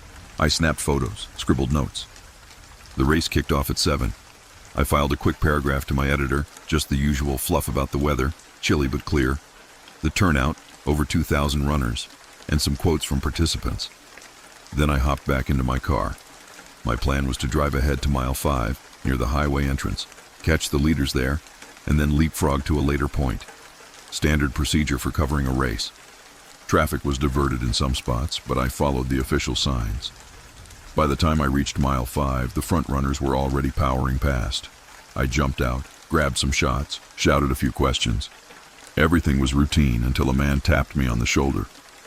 He wasn't in running gear, no race bib, just jeans and a gray jacket. Thin, a bit older than me. I'm in my late 20s, with weathered features. He asked in a quiet voice if I could spare a moment. I nearly brushed him off, work mode, you know. But something about his tone pulled me in. "Are you covering the race?" he asked. I nodded, glancing at the route to ensure I wasn't missing a good photo. He said, "Be careful on the highway stretch." I frowned. "What do you mean?" But he just gave a half smile and said, "Watch your belongings. They're not safe." Then he turned and walked off into the crowd before I could press him. It was odd, but I was busy. I had no reason to take him seriously. My mind flicked to petty theft. Maybe he was warning me about pickpockets at a half marathon. Seemed unlikely. Still, his words lodged in my head. I continued snapping pictures, then decided to drive ahead to mile 9, which was deeper along the closed highway. This portion was unusual because it involved a dual carriageway that had been partially shut down for the runners. One side was for them, the other side open for limited vehicle traffic. I carefully maneuvered my way to an official parking area about half a mile from the main race route. Then I walked to the vantage point. The atmosphere was different there, quieter. Only a few race marshals and volunteers manning the water station. The runners who had reached mile 9 were mostly serious types, heads down, focusing on pace. I got some decent shots, texted a quick update to my editor, and was about to head back to the car when I realized I'd left my phone charger behind on the passenger seat. My phone battery was already halfway gone. Typical of me, always forgetting important gear. I trekked back to the car, rummaged in the front seat, then froze. My laptop bag was missing from the back seat. My heart lurched. I was sure I'd put it there after the first stop. The door was locked, windows intact, no sign of forced entry. Yet the bag was gone. In a panic, I searched the boot, under the seats. Nothing. All my notes, my personal laptop, some important old photos saved on it for an upcoming piece. My stomach twisted with dread. As I was cursing my luck, I spotted movement in the corner of my eye. That same man with the gray jacket standing near the far edge of the makeshift car park, watching me. A wave of anger surged. Could he have taken my bag? If so, how? The doors were locked, but I marched over, ignoring the small voice in my head urging caution. "Hey," I called. "Did you see anyone near my car?" He didn't answer. He just tilted his head like he was examining me. Then he said, "I warned you." I felt a chill. Warned me about what? He gave a small shrug. "It's what I do. I warn people. Not everyone listens." My frustration spiked. I asked again if he saw anything, but he just said, "Your day's about to get harder. Keep going. You'll see." Then he walked off. No hurry, just a calm stride, disappearing around a row of parked cars. I wanted to follow, but my phone vibrated in my hand. My editor was calling, asking for a mid-race update. Flustered, I explained about the theft, but she was unsympathetic. "Write something up from memory, please. We need coverage," she said. Typical. So I ended up halfway between frantic calls to the local police station, who basically said, "We'll note it, but it's a busy day. Call later if you have more details," and trying to salvage my job's demands. I typed notes on my phone, hands shaking. Without my laptop, I was severely limited. I told myself I'd finish covering the race, then properly deal with the police. So I drove further along to near mile 12, determined to get a final set of interviews. The route took me into a more deserted stretch of highway, barriers set up so runners could pass unimpeded. Vehicles weren't supposed to be here without special permission, but as a journalist, I had a pass displayed on my dashboard. A few volunteers flagged me through. I parked near a tall chain-link fence that separated the highway from a wooded patch of land. Something about the area felt lonely. No cheering crowds, just the echo of running shoes on tarmac. I found a group of mid-pack runners, snapped some photos, but I was too frazzled to do much more. The race was winding down, and I considered calling it quits. That's when I caught a glimpse of the gray jacket man again. He was standing behind the fence, beyond the barriers, as if he'd hopped down from the embankment. I was so startled that I almost dropped my phone. He locked eyes with me. That's when I noticed he was holding my laptop bag. I nearly shouted. Breaking into a jog, I approached the fence, pointing at the bag. "That's mine," I yelled. He held it up, shook his head slowly, and then passed it through a gap in the chain links. My heart soared. I lunged to grab it, half expecting him to snatch it back, but he let it go, stepping away. "Thank you," I gasped, though confusion raged within me. "Did you take it?" He said nothing, just smiled strangely. I unzipped the bag. My laptop was still there, but it wouldn't turn on. There was a faint scratch across the lid. Also, some of my notebooks were gone, and a few old USB drives missing. Furious, I demanded an explanation. "Why do you have my bag? Who are you?" He took a deep breath, as if exasperated. "You've been chosen to see," he replied, voice low. "Be careful with your curiosity." My anger flared. "Stop talking in riddles," I snapped. "Are you blackmailing me? Are you messing with me?" He shook his head. "Not blackmail. I'm trying to help you avoid something bigger." My pulse thudded. "Avoid what?" I pressed. But he just glanced at the race route, where the last clusters of runners were passing, then at my car.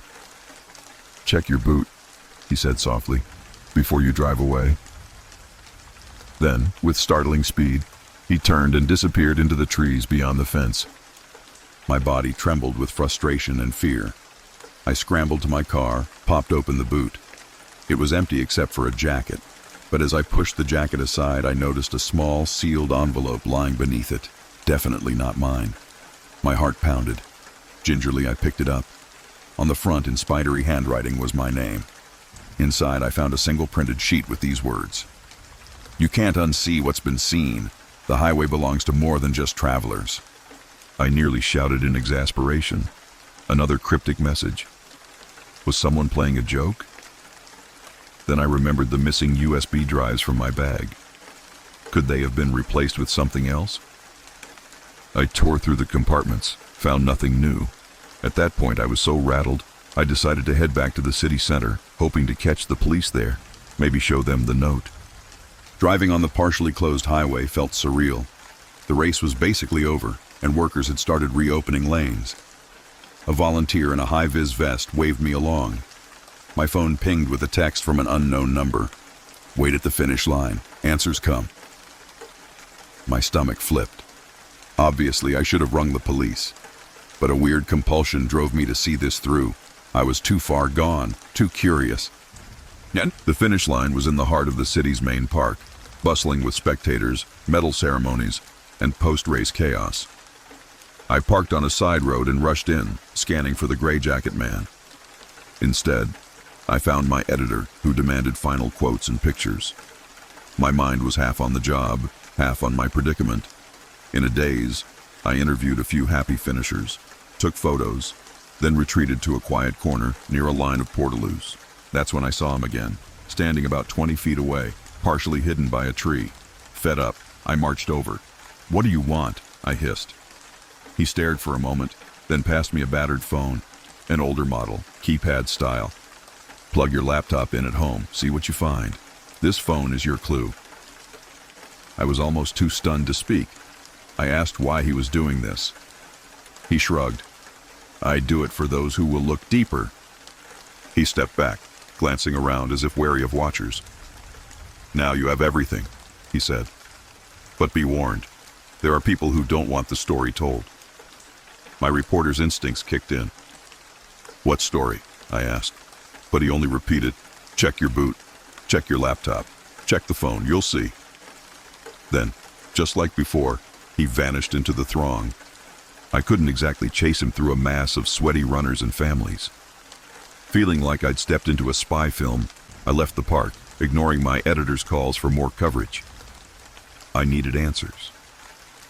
Once home, I shut my blinds, booted my laptop.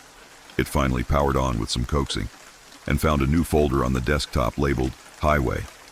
Inside were files, old newspaper clippings, photos of unsolved accidents on that same highway stretch, and references to a local official possibly covering up flaws in road design that led to multiple fatalities. If true, it was a major scandal. Another file contained what looked like partial confessions from a whistleblower talking about hush money paid to families. I was gobsmacked. I turned my attention to the battered phone. It had only one saved contact, named Stranger, and a single text message. "Now that you've found this, the clock is ticking." My heart hammered. Was this some elaborate scheme to push me to expose wrongdoing? Or was it a trap to get me in trouble with local authorities? My head spun. For a week I pored over the files.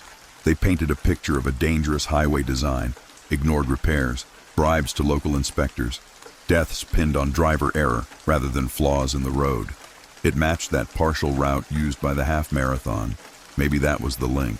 The stranger, or whoever he was, must have decided to rope me in by stealing my laptop, planting these files, and returning them with cryptic hints. But why pick me? Because I was a local journalist, perhaps with just enough curiosity to dig deeper. The next steps were obvious. Verify the info, see if the scandal was real, maybe break a story. But I was terrified. If local officials had indeed paid hush money, they wouldn't want an amateur reporter blowing the whistle. I told a friend in the investigative field. She warned me to be cautious. People have lost their livelihoods or worse for exposing local corruption. Meanwhile, I kept an eye out for the gray jacket man, but he never reappeared. The phone never rang or buzzed again. Even the text from Stranger remained the only message. I tried calling the saved contact, but it disconnected. The files on my laptop were thorough, though. Enough to spark a real story if I had more evidence. I started contacting families of accident victims, hinting at certain details. A few slammed the phone down. One sobbed, saying, We can't talk about that. We signed an agreement. Another told me quietly. They gave us money after my husband died. I can't risk losing it. Chilling stuff. Late one night, I found a typed note slipped under my flat door. Stop. This will ruin more lives than you know. No signature. I felt my blood run cold. The local police were no help when I reported it. They just said, might be kids playing pranks. I knew better. My phone was blowing up with my editor demanding new stories. I kept stalling. I considered writing an expose, but fear paralyzed me. Would I be sacked? Sued? Worse? In the end, I wrote a toned-down piece about concerns over highway safety, referencing incomplete repairs and a pattern of accidents. I pitched it to my editor. She wasn't impressed, but she ran a small version on the site. No big reaction from the public. I felt deflated, like I'd either chickened out or maybe the story needed bigger coverage to make an impact. The day after it published, I got one more text on my personal phone from an unknown number. Why hold back? That was it. That's where things stand. The Gray Jacket Man never contacted me again. I have a trove of suspicious documents, but no bulletproof way to confirm them. My attempts to quietly verify details keep hitting dead ends or silent families. I'm left with the sense that I'm holding a loaded secret, one that someone else forced me to uncover. It's maddening. Every time I drive that highway, I think of the people who might have died because of official negligence. I still have nightmares about him standing by the fence, returning my laptop bag. That calm stare, as if he knew everything about me. Occasionally, I wonder if I was just a pawn, if he planted half-truths for some hidden agenda. Or maybe he genuinely wanted the truth out but needed a reluctant messenger. Either way, I'm caught in the middle, not sure if I should push forward or let it drop. Whenever I pass a marathon or see a crowd of runners on the street, my heart seizes. I remember how it all started so innocently. Just me, doing a routine assignment. Then I got sucked into a swirl of stolen possessions, cryptic warnings, and revelations about a lethal highway cover-up.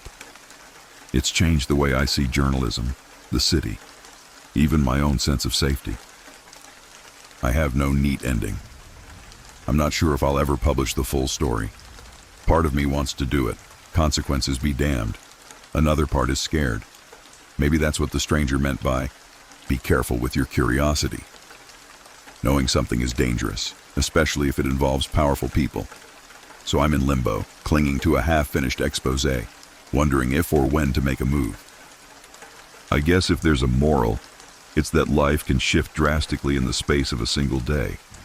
One moment, you're covering a cheerful half-marathon, snapping happy runners, and the next, you're piecing together files about corruption, feeling a target on your back, and all because someone who knew too much decided you should know it too.